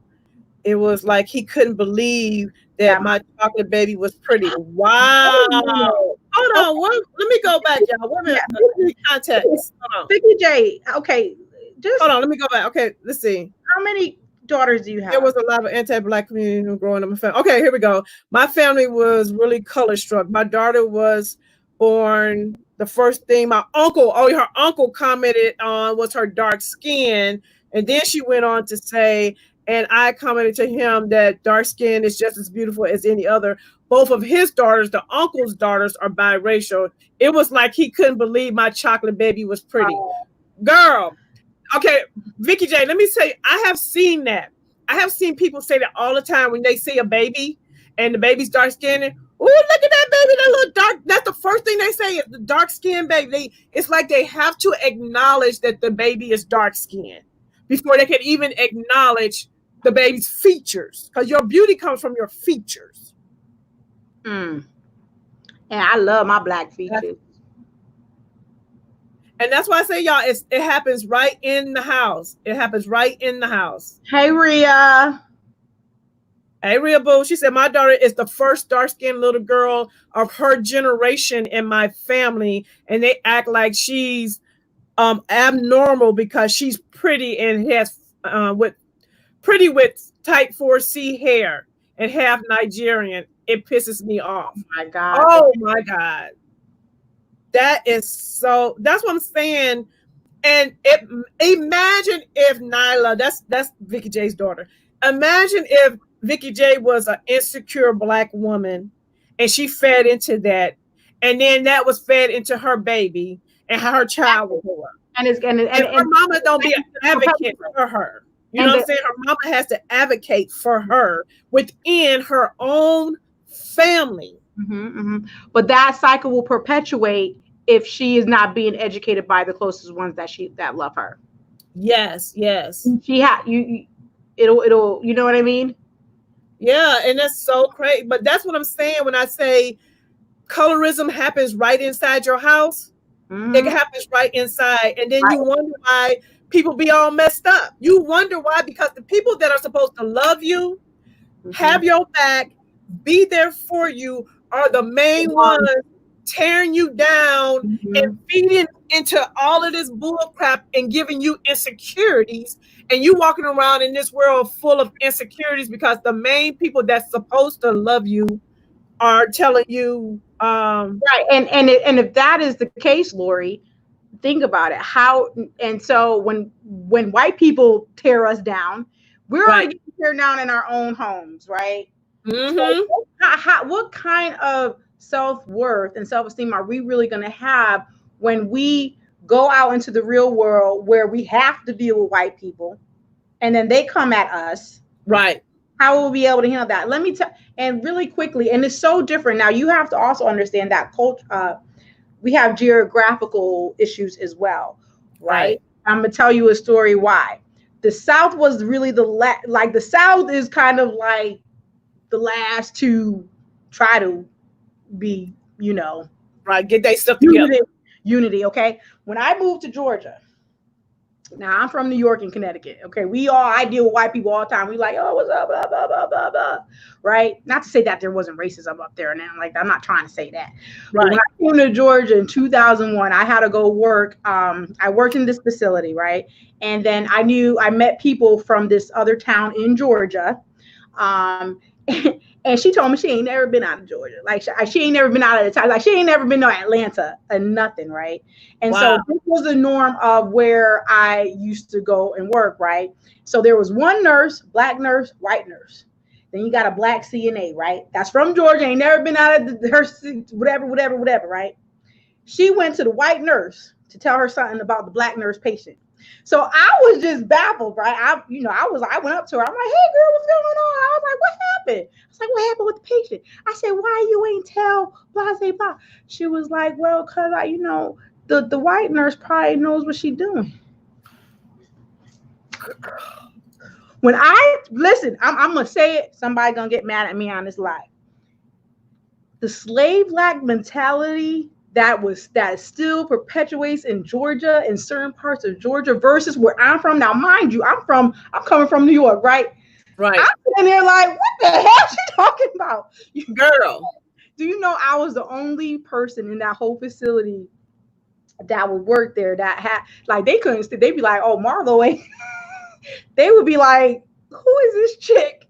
Because, and so I say that to say, in terms of colorism, racism, discrimination, like there is a geographical component. There's a Right. cultural geographical component because what we call now we actually call it in the books a subculture. Right. And Right. sometimes when And you are not getting that education or not even education experience in life from different places, then your mind also is predicts the level of colorism or racism that you will have. yeah, That's what I'm I totally understand that. Y'all is talking. I love it. Hey, Angela, Denise, boo. saying. Okay, what's happening here? I heard. Okay, where we got? So, do you guys believe that there is a light skin privilege within? Oh yeah, Absolutely. we were just talking Absolutely. about that. Yeah, we talked about it. It definitely is. It definitely is. Hmm. We talked about earlier where it came from, Yeah, like the in whole history of it. slavery and all that. Um, Lee says, I heard this black man said that he will hire white people only because our white people don't have the act together. And I said, well, you never met me then. Wow. That's so, but there's a perception, there is a perception that's being taught. Y'all talking amongst yourselves too. I love it. Because some of the responses are responses to other people. Yeah, hold on. Yeah, she says I can't stand the stigma of our own people. It's not fair. Right. Where she said, "Oh, that's a good. I like that. We're whitewashed. That's what it is. Yep. We That's whitewashed. what it is. I like that. Okay, I'm just not catching up to I'm all the way down at the hey boo from Angela. Hey boo. oh, okay, I see it. Okay. Hey, Angela. She's talking to somebody else. Okay, this is something I like to address too. Oh, Siri, ain't nobody talking to y'all. Y'all, my Siri eavesdropping, y'all. Siri eavesdropping. Ain't nobody talking to you. Not as bad as my Alexa back there. Woo! Okay, I do feel like the tide is turning. We are holding people accountable for the things they say and making things. Yeah, that's something that I have learned. I had to learn how to do it in a tactful way because I was really rude. I'm gonna be real. When you say ignorant stuff to me, I would say some ignorant stuff back to you. But as I've gotten older, I've got a little bit more grace, and I know how to check you without having to demean you. You know what I Mm. mean? But I feel like as long as we don't check people and just like let comments roll off your back and let people just say whatever they want to say to you, then it will continue to happen. It's going to continue. People going to continue to. I tell my friends, like I have friends when we have conversations and they say stuff, I immediately check it. Like, why did you say that? What made you say that? That's not. And I know sometimes some of my friends probably be like, girl, she get on my nerves, but honey, I'm sorry. Or sometimes we'll even not necessarily check ourselves, but we could help each other process certain things to see a different light in the way of doing things and say things. I have these conversations with Lee all the time. I'm putting you on blast, Lee. Yes. Yeah. We have At these least there's conversations stereotypes all the time. because it's not even black people that call ghetto uneducated, but black business owners always late. Yeah. Yeah. Wait, can you read that again? Stereotype is horrible because not every black person is what? Okay, yeah. Right. Right. Before we even I just want to put this in y'all ears because it's not like we're closing out or anything like that. But comment and just think about what topic that you feel that we need to address on our next live. Yes. Yes. I'm just putting that in the vibe in the air right now. We're not closing out or anything, but just really think about it. Nothing, but it's got to be something different from colorism, though. Right. And hey, Pauline, I have three sisters, lighter than Marlo. However, when people call my parents, they would ask, "How are the pretty girls?" Whoa! Oh my God! You guys are blowing me away with. that see, me and Marlo had a conversation prior to this conversation, and we were talking about how we feel like it is getting better, but then I was also saying it is, but it's still a lot. It's still a lot out here that people are having to deal with, and it's so crazy because, like we said, it comes right from within our own. We are our own worst enemy. Our own community is our own worst enemy. Yes, being silent is not an option. Yeah. You like me, you've always been the aggressive one. Yeah, that's definitely been me. I'm trying to get. Hold on one moment. Hold on.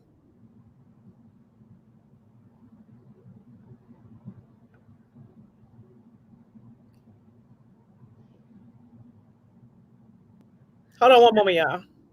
Silence is not an option. I've always been the aggressive one with a response. Yeah, that was me. That Okay, was and always me. you know what else? What I feel like is a stigma? That word aggressive. Yeah. Black people are so aggressive. Yes, we're aggressive. Yep. Hey Marlo. Hmm? Vicky J wants to join the stream. I just sent her the link. Okay. And that's the thing too. Why is it that, when people see women of color, we're automatically assumed to be we got attitudes. You know what I'm saying? You got an attitude. No, I don't got an attitude. But you automatically assume I got an attitude.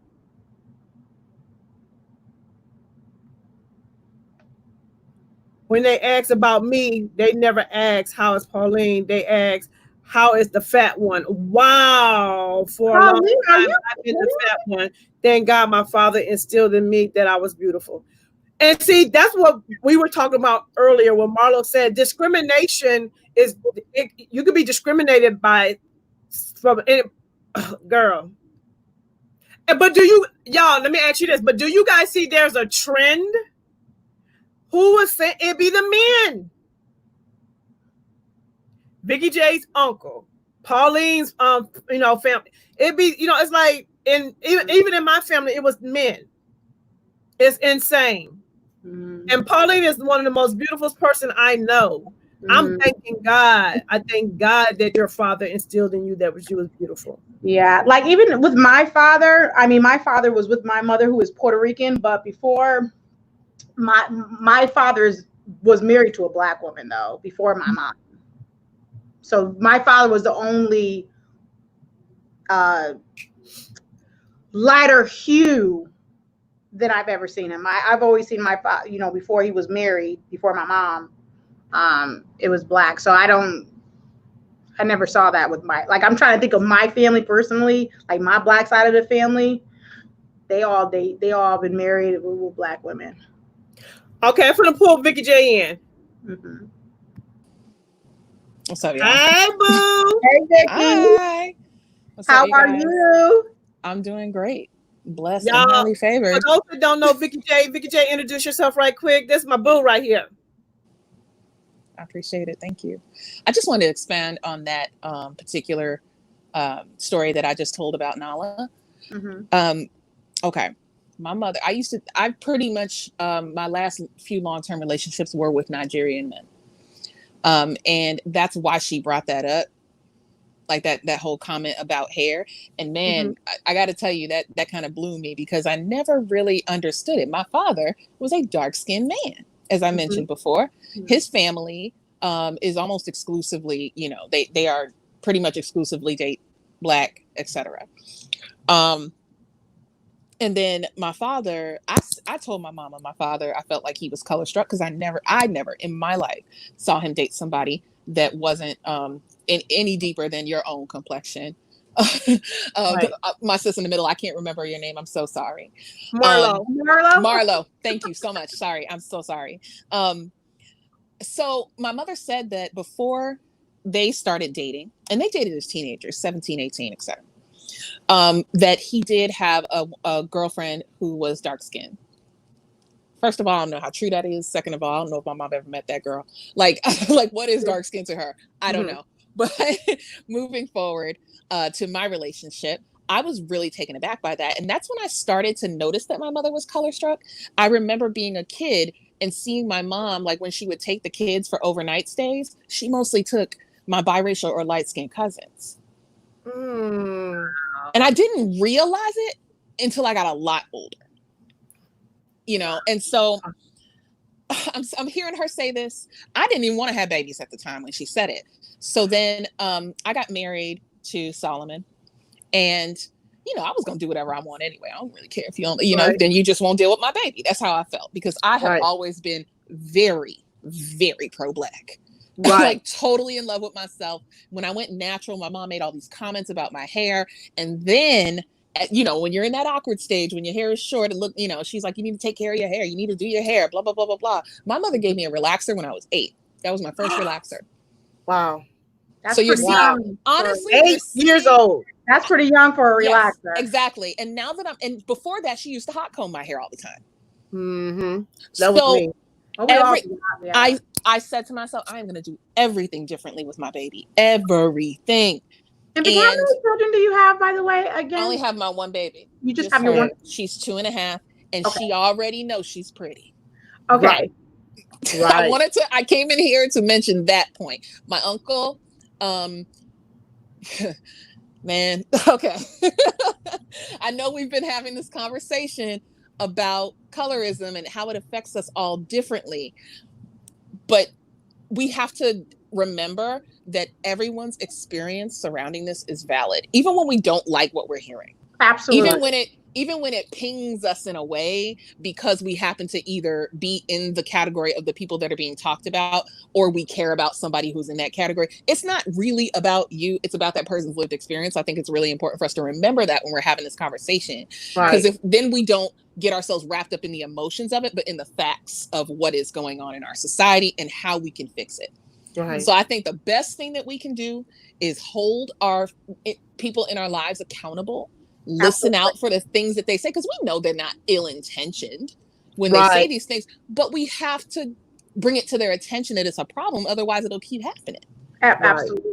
So when my mom said that a long time ago, and Nala was born, and I heard her saying to her newborn grandchild, I'm going to do things differently with you. I'm going to make things right. Blah, blah, blippity, blah. I heard her say this while I'm sitting on the hospital bed, and I said to myself, not if you don't change. In my head, not if you don't actually change your mindset. Right. Yeah, I was gonna actually ask you, Vicky, like when you said that you didn't really acknowledge this until you was much older about your mom taking your the light-skinned kids. Mm-hmm. Did you address that then, or what were you feeling? I addressed it at that moment, and how did that make you feel? When I came to that realization, I didn't address it to her right away. I waited for it to come up in conversation because I didn't want her to be defensive. Right. And so it did come up, and I said, well, Mom, I ain't really seen you take little Jonathan, or, you know, I have a couple of other cousins that are dark skinned. I said, I've never really seen you take them anywhere. Mm-hmm. You know, you're always taking my other enlisted my cousins who are lighter skinned. I said, you know, so one would think that you color struck, Mom. How do you feel about that? You know, like I just wanted to hear what she had to say. And she said she never really thought about it that way. That's why I say, like, this stuff really flies over people's heads. I don't think they're saying to themselves, let me take the light-skinned, pretty kids with the good hair and all this other stuff. I think that they are just, you know, kind of thinking of it as a preference, or thinking of it as just, I just like these kids. I just get along with these kids or whatever. Then you get into the men. Thank you. And then you get into the, you know, the issue with men. And that's why I kind of paused right there, because from what I've seen in the men in my family, man, like it bothers me a lot. And it's not because I have a problem with interracial relationships, because I don't. I believe you love who you love. I do believe that. I genuinely do, because I have loved a white man. Mm-hmm. Mm-hmm. So you love who you love, but I also loved myself enough to get the hell away from him when the Black Lives Matter movement came around, and he just wasn't aligning with the way that I thought. Oh, wow. I said, I ain't having no kids with you. Wow. You're out of your damn mind. I'm not having no babies with you. And your mother said what now? That she was disappointed in you when you finally told her about me? He didn't tell her about me. Wow. We were together for 2 years. He didn't say nothing to this woman about who he was dating, but wanted to marry me. See, did you know that did you just Did he just tell you that he didn't? No, I had to get it out of him. That's what I was going to ask. You obviously didn't know. Because I said, when am I going to meet your mother? You talking about getting married, blah, blah, blah. The thing is to meet the family and all of that. And that's when he told me that, not only was I not Muslim, because he was, but I also wasn't, I was also too dark. Wow. And see, that's what I was talking about earlier. I'm not going to subject my children to that sort of grandmother. And I'm not going to subject myself to that kind of unnecessary stress in my life. Right. And that was the issue there. Like, there are people who are woke. You do have your people who are woke that will advocate for you and stand up to their family and all of that. Those people are down for the cause, and I'm down with them too. But there are a lot of people who do not understand their privilege or their biases. And then you end up in situations like my uncle, the one I told you about, where, his first baby mama pulled a lot of Karen moves on him. Wow. And now his daughter, because she was raised by her mama, is very, very disrespectful towards her daddy. And she's light skinned, or she's biracial, right? But his daughter, who was ingrained in my family or stayed with my family and was raised by my family, is, she identifies as biracial because she understands that she is, but she says that she aligns more with her black side because they are who raised her. That's who she knows. Right. That's what Marlo, that's the same situation with Marlo, she loves. My mother's Puerto Rican. My mother's not white. So when all of that happened with my daughter, I said to myself, I got to affirm my child from the gate. That's why she has an Instagram page with over 6,000 followers, because my baby is pretty and the world is going to know that this girl is beautiful. This dark-skinned baby with 4C hair and quote unquote wide features is absolutely stunning. And she always says, when she gets dressed, she go, "Mommy, princess." I said, "That's right, girl. Princess Nala in the building."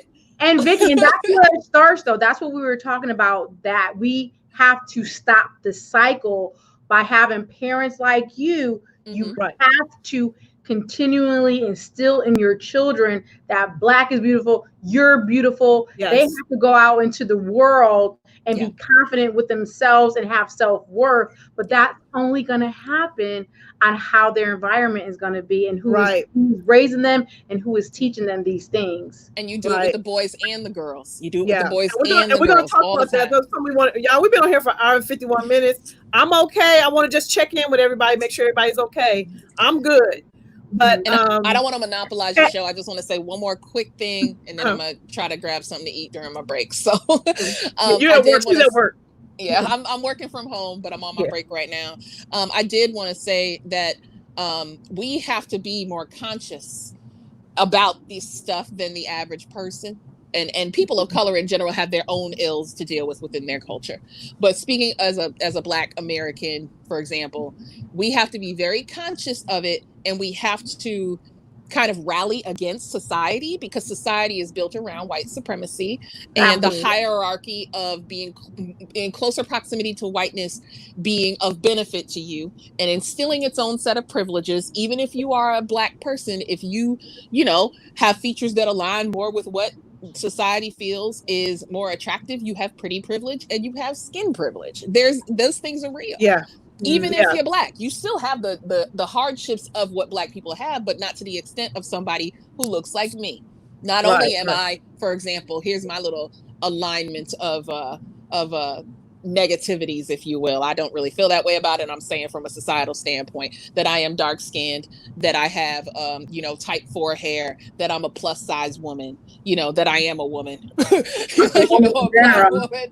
Yes. Right. So all of those things rally against me. But then I have those, what do you call them, qualifiers, that I am, to some people, I am considered conventionally attractive, that I'm well-spoken, that I'm educated, things like that, that I, have a sort of financial privilege in a way. Those things kind of give qualifiers to make me a little more acceptable in society. And that is what it is. That's where we live. That's what's happening. And I hate that that's happening, but that's what it is. So how do we create a world where these things are not a factor in how you're treated, in the opportunities that you get, in the and you're seen more for your talents, and you can grow, and you can take some pressure off yourself about conformity. Oh, absolutely. Yeah. And that's what I'm hoping for moving forward, that we just, stay conscious and tell, even got to stand up to our family members who are older, and we got to say, this ain't it. Because trust me when I tell you, I absolutely did. I was not playing about mine. Yeah. And part of that change is about the older generation. But just like you said, as we continue to provide the education for our youth, those older generations, obviously we all die, right? Yeah. Right. Yeah. And it is going to get better. Me and Lori has spoke about this real quick, Vicki, that, do we actually see a change? And I feel like there's going to be a shift. Do I feel like it's going to happen tomorrow? No, I don't. Right. Because it probably won't even happen in my daughter's generation. In my lifetime. I'm hoping maybe my grandson's lifetime and all of that stuff. But it's got to take us. It's got to take light-skinned people, dark-skinned people, and dare I say, it also is going to have to take white people. Because let me tell you something. We wouldn't have gotten as far as, like, even Martin Luther King. Like, if he didn't have certain white people standing behind him, he wouldn't even gotten as far as he got. I don't care what nobody say. That's true. White people have to be there with us too. With the abolitionist movement, back before emancipation. Yeah, it did take white people coming in, because they are the closest to the privilege. Right. And so, yes, it absolutely does takes everybody. It takes everybody. And because we'd probably be here all doggone day if we talk about non-Black POCs, anti-Blackness, Right. So, but we have to begin at least some to change within ourselves. Yeah. And that's one thing I would like to say too, is like, for us to be able to come here on this platform, everyone here able to speak their truth, be respected, be heard, and hopefully learn something that could help change the situation and apply what we learn. I think it's beautiful that we're able to do that. And like, one of the things I want to say for Vicki J is like, you my boo. And I love how she advocates for her daughter. You remind me of my mom, how my mom and my aunts and my godmother, they did that. What she's doing for Nyla, they did that for me. And that gave me my confidence. You know what I'm saying? That gave me a shield that when people try to use my Blackness as a weapon, they couldn't weaponize me with my Blackness, because I had a mom like Vicki J. You know what I'm saying? And as women, not only do we have to be an advocate for our daughters, we also have to teach our sons that beauty does not come in skin tone. Correct. Skin tone does not equate beauty. And so we have to also teach our boys what beauty really is. And let them know it's okay to love whoever they want to love, but don't just base your love and fantasy off of a skin tone and silky hair. Or don't base your love off of your disdain for your own. Yeah. Oh, yeah. That's what bothers me about the topic of preference, is the reasoning behind it is usually stemmed in the antithesis of that and why it's so negative. Yeah. Like, y'all know what I mean when you hear a conversation and it's like, I date so-and-so because Black women, this, and that. And it's just like, hold on. Right. Wait a minute. Yeah. Leave me out of it. Right. And it's so true. Because, okay, Marlo, me and you grew up in the 80s. There was a reason, a sexual reason, why Black men said they dated white women and they didn't date Black women. I didn't want to get into that when we was talking about it before, when I had said that there's more layers to just saying, oh, I'm not dating you because you're Black. I'm not dating you because how you are, what a Black woman won't necessarily do. And I heard that. Like that, even though I was more of a 90s kid, I've heard that. I don't want to make it sound like I'm saying like all women cater and be Black men. I don't want to put that out there. Right. But from my experience and from what Black men has told me, when because I was hanging with the boys in the projects, I used to hook you up with some girls back then. You know what I mean? And they would tell me, they'd be like, "Yo, Marlo, no, I'm going with this because I got the car, I got the." it's real. Yeah. It's real. It's very real. And it's a it's like It's a lot of we really have to insidiousness. work with these men. These men really got to get it together. It's like, Mhm. dude, and Mhm. how is it that you as black as me, but you hate everything black? Oh, Yeah. we got attitudes. I don't Yeah. feel like pop, y'all, we got an attitude. But again, like I talked about before, that stems from the slavery piece of it, where black women have to become the leaders and the spiritual leaders of our households. And Yes. because of the slavery that the black man was stripped from back then, Yeah. okay, I'm telling you, it all obviously it all stems from It's slavery. onions. It's onions. That's where the thought, and it just got manipulated even further and further and further into this. To the point where they don't even know why they feel this way, which is a Right. shame. Right. They don't even know. Right. They don't And even if you point it out to them, you're the angry black woman. Yes. Mhm. Exactly. And then that's when I say, all right, you got it. Because Mhm. again, my uncles, my mother's brothers are, very much those kind of men. Yeah. Wow.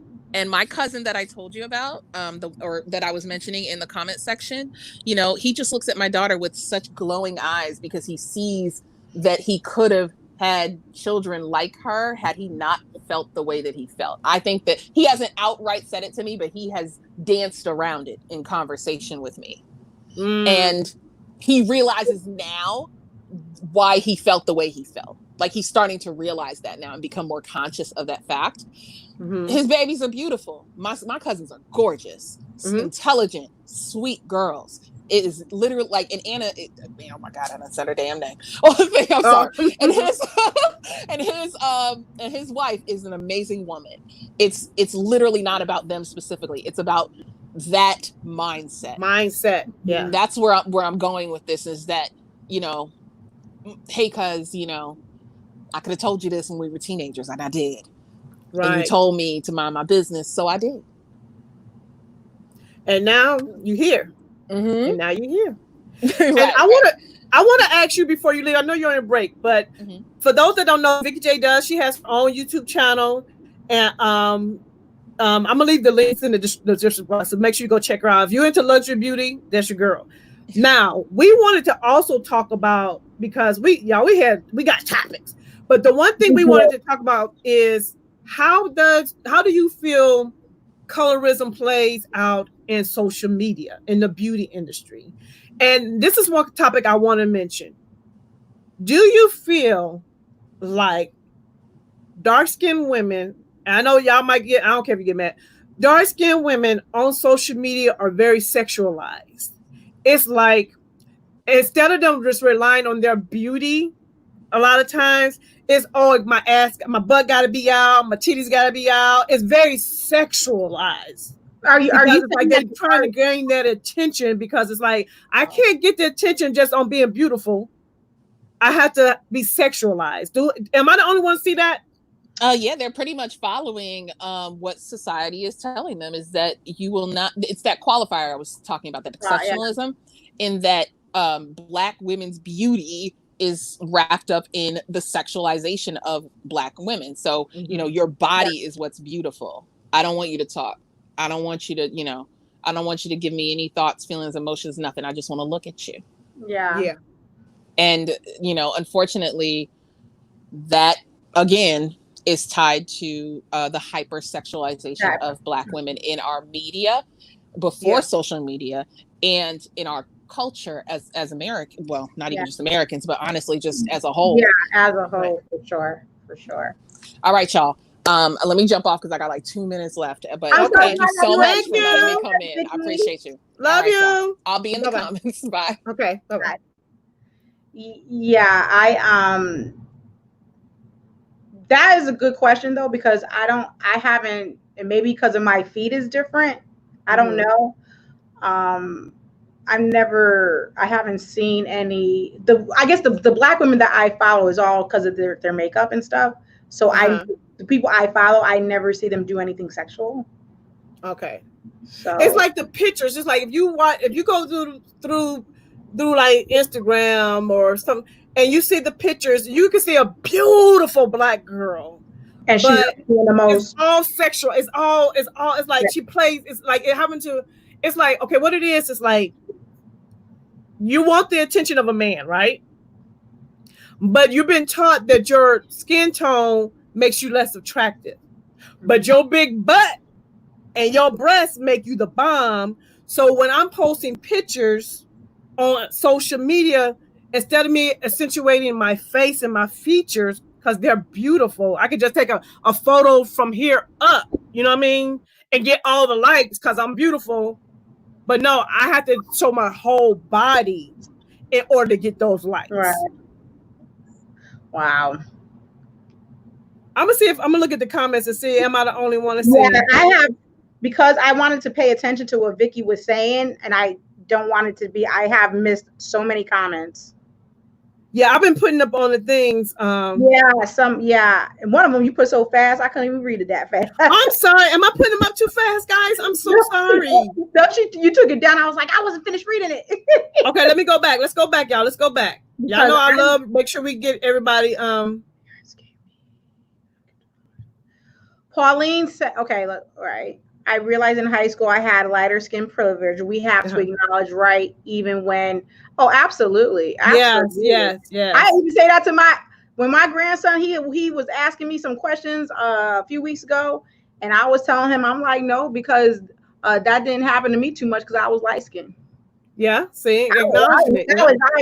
He acknowledged it. He's like, oh, okay, grandma. Mm-hmm. I mean, yeah. I mean, we're told we're not attractive. Yeah. How can we not? Like, in my opinion, depending on what type of person you are, if you're a black woman, even if you're a light-skinned black woman, you ain't got no choice but to acknowledge that. Yeah, exactly. That goes without saying. But see, some people don't. Some people don't. Yeah. Some people don't, and so that's where I think younger generation too. Yeah, that's where the clash comes in. Yeah. But when you can acknowledge it and speak on it, and people be like, okay, you understand, you get it. It ain't that, because we hear a lot of times, oh my God, dark-skinned women always complaining. Well, they just shut up. Why they always got to talk about it? It's like, well, if we don't, who is? Yeah, I think it probably just, I think depending on the context of that conversation, what happens is it makes that other person feel like they don't have no experience, like their experiences are being dismissed. That's what it is, Lloyd. That's a good point, Marlo. It's about the context of the conversation, and it's about how you're saying things. What point are you trying to make? Because again, just like we're saying, we have to acknowledge everybody's experiences for their own, and you can't take that away from them. Because Black people, light and dark, we have freaking experiences. Right. Again, I was light skinned, walking that truck, and then white people was throwing rocks at me, calling me niggers, and pulling my hair and beating me up. Exactly.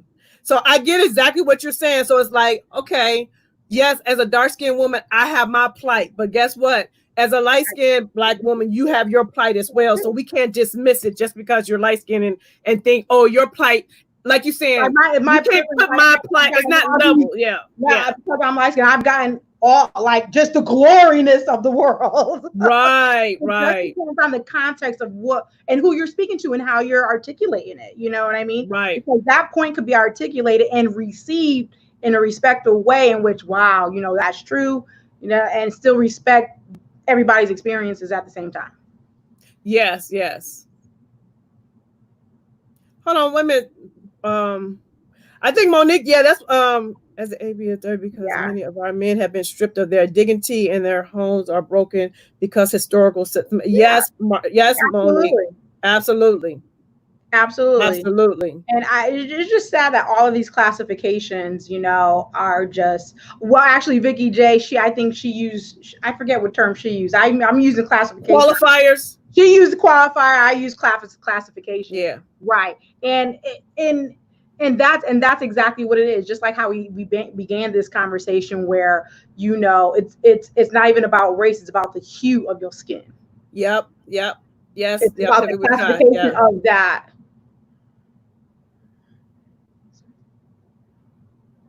Yes.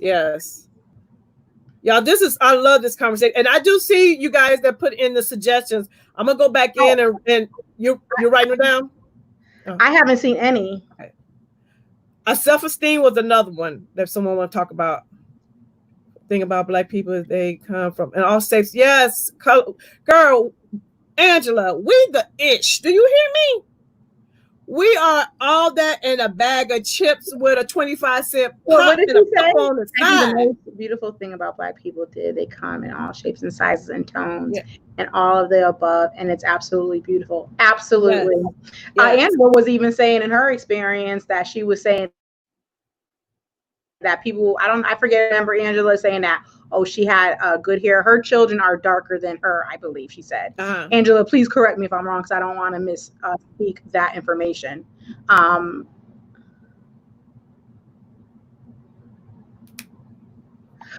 Okay, do you see that white women trying to be dogger, trying to get the yes. You notice every day, all day. Y'all notice on my lip swatch videos, I'd be like, I don't need no lip plumper. I got natural lips. Hello? But that's the thing. Why, and that's so funny, because if I, as a Black woman, wear my hair in braids, I'm hood and ghetto. Kim Kardashian, she's exotic. What? Oh, yeah, that's crazy. That's some, yeah.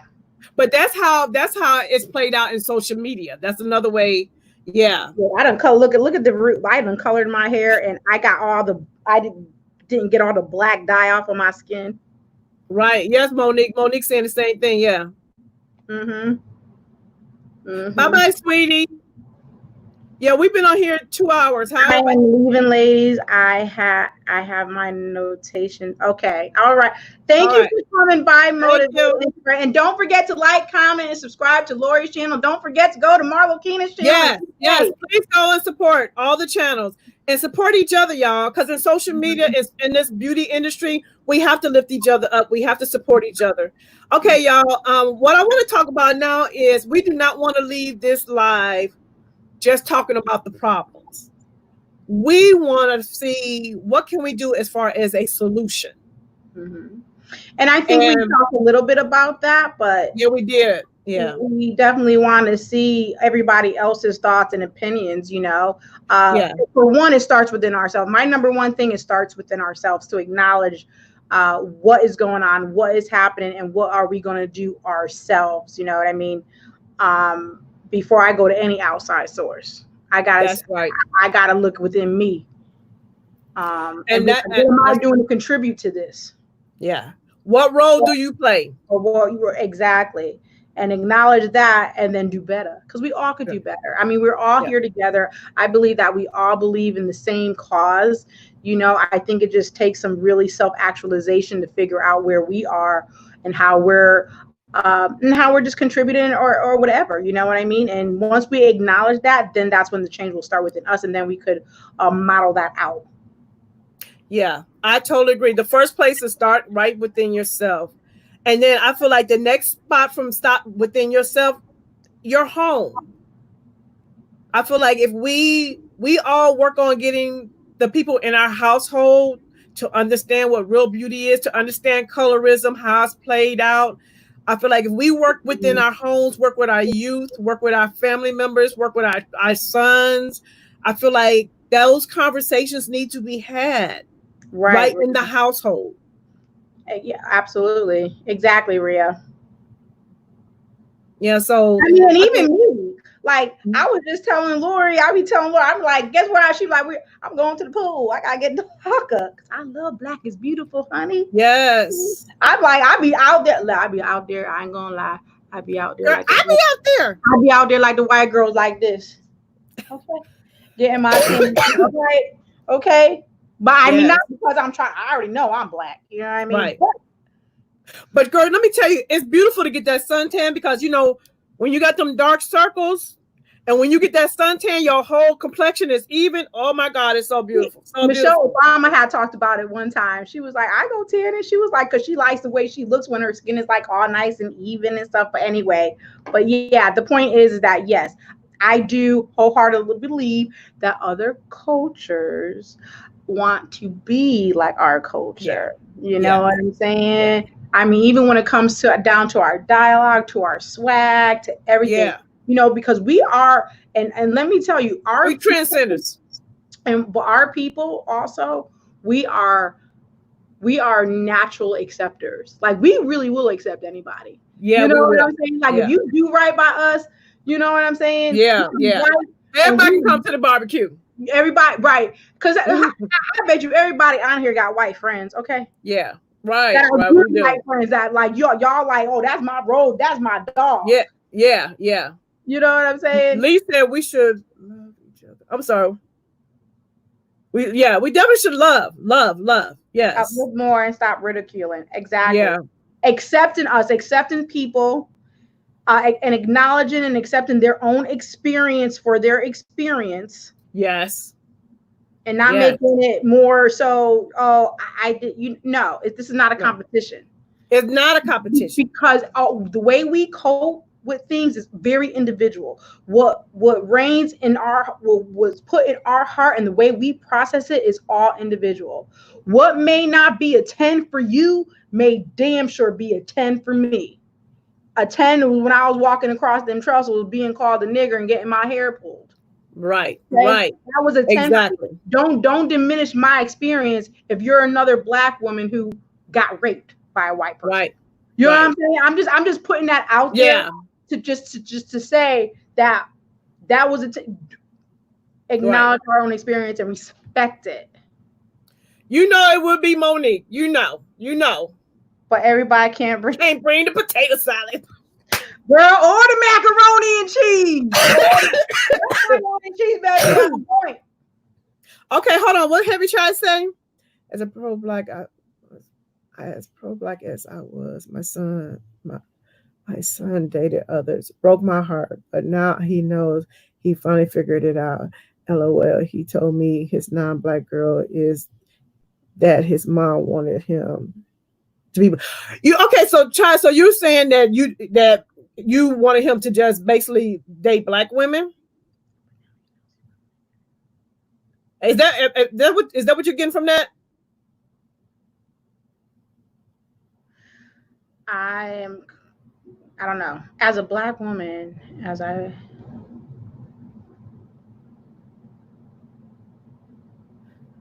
he told his white girlfriend that his mom wanted him with black women.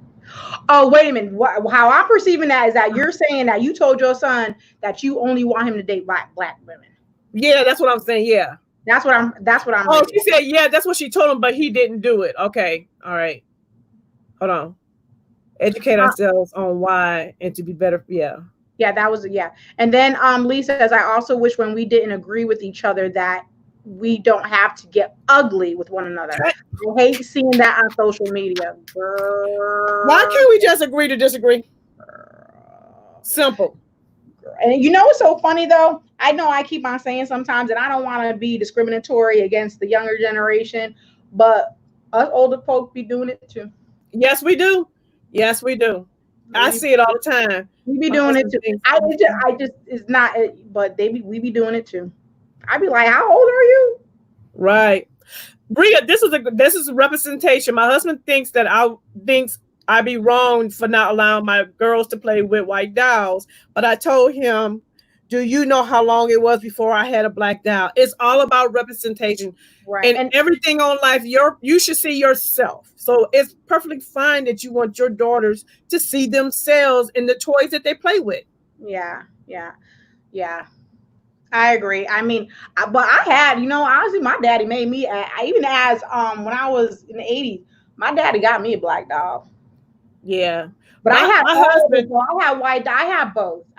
Yeah, I had both. But my husband, we raised my sister, and I couldn't bring the white dolls in the house. Oh Lord, I'll be right back. I gotta show you guys something. I gotta go get it though. Okay. Yes, y'all. You guys, I can't believe we have been on here for 2 hours, but the conversation is absolutely so good. So good. But my thing is, I agree. We got to learn how to disagree with one another. And this is my thing, guys. You can't surround yourself with people who only think like you, because if you do, how are you going to grow? How are you going to expand your mindset? If you only hanging out with people that think exactly like you, you have to. That's why I say in my live all the time, I encourage people to have different opinions, because when you have a different opinion, I can learn something. I might not agree with it, but I might learn something. I always feel that you learn, even if you don't agree with something, you can still appreciate somebody else's perspective. Yes. Yes. But listen, what I got to show you guys. All right. This is going to be worth mad money. Oh my God. Oh, so pretty. Black Barbie. The black Barbies. Man, when you okay, raise your hand when you saw your first black Barbie and how excited you were. This has not even been opened. This is a collectible. Yes. Gorgeous.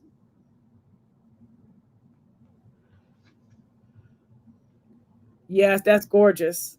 Like I'm gonna be, this is gonna be, to my grandchildren, like, and this is gonna be worth a lot of money. Yeah.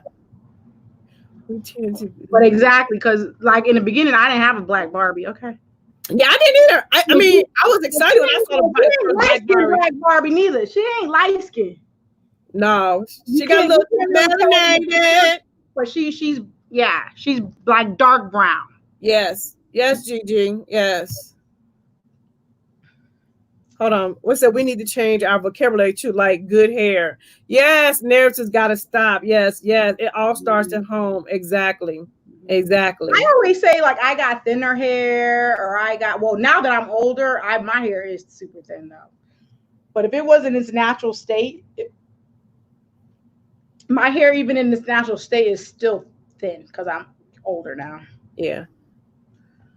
Jasmine say nothing but brown babies. But Jasmine, that's a blessing that your babies can have that, because when we were growing up, there wasn't far in between. Yeah, very far in between us. Her 60s told me that I have the right kind of look, meaning wow. Now I got the right now. So the right look is this. Wow. No. Y'all.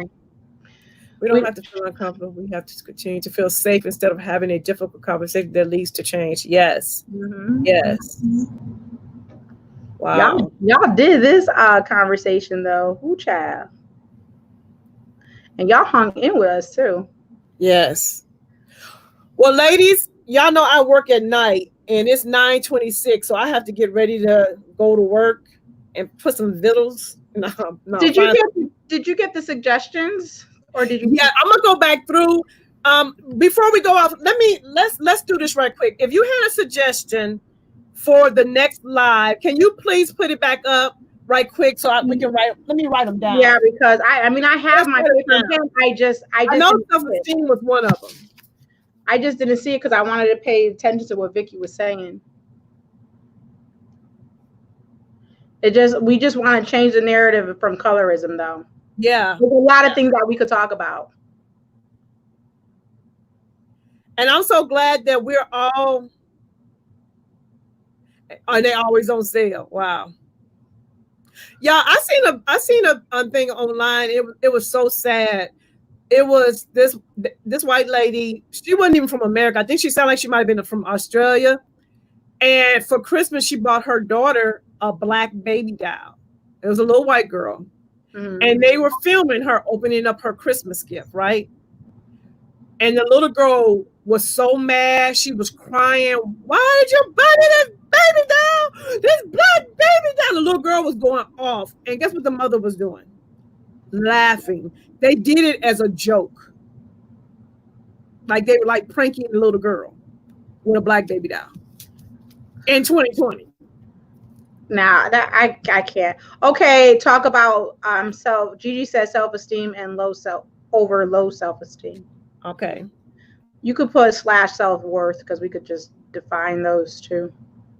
Talk about weight. Ooh, that's a good one. Oh yes. I'm as big as a hummingbird, right? Well, a hummingbird ain't big, but walrus. Hold on, what is weight and how it plays a role in society? I like that one. It don't necessarily all have to be about, it could be anything that's pertinent. Yeah, it could be drugs in our community with our children. Yes. Hey, Beauty and her boo. That made me so mad when I seen that on that. It was like, I think it was like on TikTok or something. I was like, really? You pranking your daughter with a black baby doll? And then what really got me was the little girl's reaction to the black baby doll. Okay. Can y'all do the flash topic live where you post a topic or word and discuss it? Oh, we did that. Did me and Bridget do that? I forget, but we could do that. Okay, hold on. I like that. I'll remember that. You could just put flash topic. Okay. And I'll remember. This is a good one too. Depression. Okay, now y'all got me working. Put on your hat, girl. Put on your hat. That would be a serious. I feel like that's a good one too. We'll have to do an outline for that because for me, that's my arena, and I will freaking go all psycho on this daggone live, and I don't want to do that.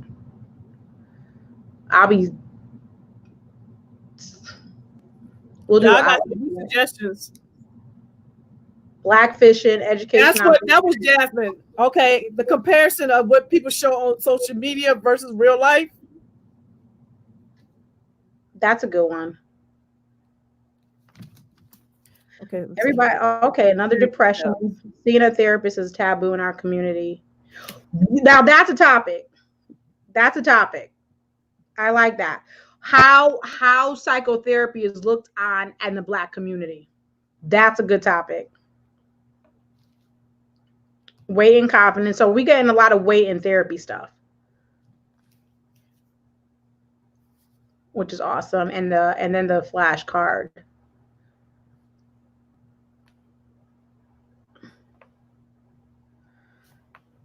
And also, and we could also, I think maybe at the end of our next one, we'll do these things. But let's also, I also would like to incorporate something light as well. Something nice, something fun, something happy. Yeah. We could incorporate that too. I always believe in that. I'll tell you guys a little secret because nobody I'm seeing for therapy on this live. But typically when I'm in my office and I see somebody for therapy, like we'll do our thing. In the last 10 minutes, the last 10 to 15 minutes, we talk about a lot of good stuff, funny stuff. And then I always send them, and don't be telling other therapists this neither, because they're going to steal my stuff. I always send them off with a bite of dark chocolate, because dark chocolate releases endorphins. And when you come to therapy and that's what we're doing, it takes a lot out of a person. It takes a lot. It's very emotional. It's very draining. So the last 10 to 15 minutes, we totally switch gears and talk about a whole bunch of funny stuff, positive stuff, and I send them away with some dark chocolate. Oh, that's so sweet, y'all. Whoever's a therapist here, don't be going to telling them to take my stuff, okay? Oh, wait a minute, I missed something. Somebody said the masculinity of Black women and drugs. Okay. Okay. I would have loved to talk on it's an interesting topic to talk on the gay and lesbian community. Yeah. But I'm not gay or lesbian. I don't think. Yeah, we can't do that. Because that's still an important topic, because they are also, a community in which they are highly discriminated against and also suffer from abuse emotionally and physically. Yeah, they do. I'm not doing that. I'm doing it for Pauline. Because Pauline said, how about we call these type of discussions the grown women's table? Yes, girl. Y'all know we come to the grown women's table to have them real conversations. Okay, parenting. That's a good one. Parenting. She said, said how parents are okay with their young children changing gender. Well, we can. I mean, I'm not. Marlo just took it right out of my head. I feel we just how comedy has changed over the years. Yeah, and comedians they got to be politically correct nowadays. Oh my God, who said it? I was just watching a comedian. He was like, "Gosh, everybody see what he was saying. Everybody's so sensitive about everything. We can't say nothing." Yeah. He was like, "When you take the fun out of comedy, then we ain't got nothing left." And that's true. I believe Right. that to be true. It's like, Yeah. and I actually, that is a good topic within itself, is to talk about like how social media has played a role in that we can't say a damn thing. You can't say the Right, cancel culture. right. We need to talk about the cancel The culture. cancel culture and how, this could be just taken all the way to left field. Like, come on now. Like, if we would say that in our barbecue, Yeah. come on now. Man, if people were flies on the walls inside of some people's houses, they would be totally offended. But it's all being fun and jokes. Yeah, let's like be real. I feel like people shouldn't take themselves all the time so damn seriously. Like, and not everything's a 10. Right. We could do that. Having how to communicate with each other. Yeah. I have a whole booklet on that. Yes, we could do that. I canceled the cancel culture. Because most people cancel something and then you go back 2 months later and buying the same stuff you said you canceled. So what are you doing? But yeah. But ladies, I gotta go. Yeah. I hate to leave y'all. I mean, we've been on here for 2.5 hours. I told Lori that was gonna. I said that's why I was like, we should go on at 7, because this is a conversation that it's gonna last almost 1.5 to 2 hours. I mean, I already knew, and it's a great thing, so. Right, exactly. Yeah, it's so people are so sensitive. Yes. Yeah. I want to thank everybody for coming in and joining the conversation. I know most of you on here, because most of you also follow me and my channel too. So Thank you so much. I love all of you guys. Again, I always like to, say, always be good to each other. I mean, this is not rocket science. It really isn't. We make it to be rocket science, but all we have to do is be good to each other, provide empathy and compassion, and everything else will fall into place. Absolutely. Absolutely. And love is so powerful, y'all. If we would just love on each other some more and have a little bit of empathy, it would be so much better. So much better. And I just want to say bye to everyone. It's so many people in here. Rhea, Jasmine, Tish, Heavy on the Child, Beauty and her boo, Sarah. Who else? We love you, Sarah. Yes, definitely follow Marlo and myself. You guys follow each other. Tish, Pam girl, hey. Love you too. I love everybody. Thank you for coming in. Marlo, I want to thank you so much for coming in and doing this with me. And then we will be doing it again. Most likely when we do it again, it'll be on Marlo's channel. Yeah, it'll be on Marlo's channel. Yeah. So all you guys need to make sure, just go ahead and follow me now, so you guys get those notifications, because when I post, again, everything for me is still just Marlo Keenan. Yes. Yes, Renee, you're gonna have to go back and watch the replay, because we dived into some really good stuff. Yeah, we did. We really did. We did. Yeah, so but I gotta go. So Marlo, how would you normally end your videos? And then I'll end it the way I normally do it. Well, thank you guys so much for coming. You all know I love you so much. And until my next live, y'all. Bye-bye now. All right. I would definitely put the channels in the description box of all the ladies. But to all my new subscribers, I see you and I appreciate you. And if you haven't subscribed yet, girl, hit that button so that I can save you a seat at the grown women's table. And until the next video, bye-bye, ladies. Mwah. Good night. Love you guys so much. Good night. Good night, everybody. Good night, Lee. I didn't say good night to you. Good night. Good night, ladies. I gotta go. Okay.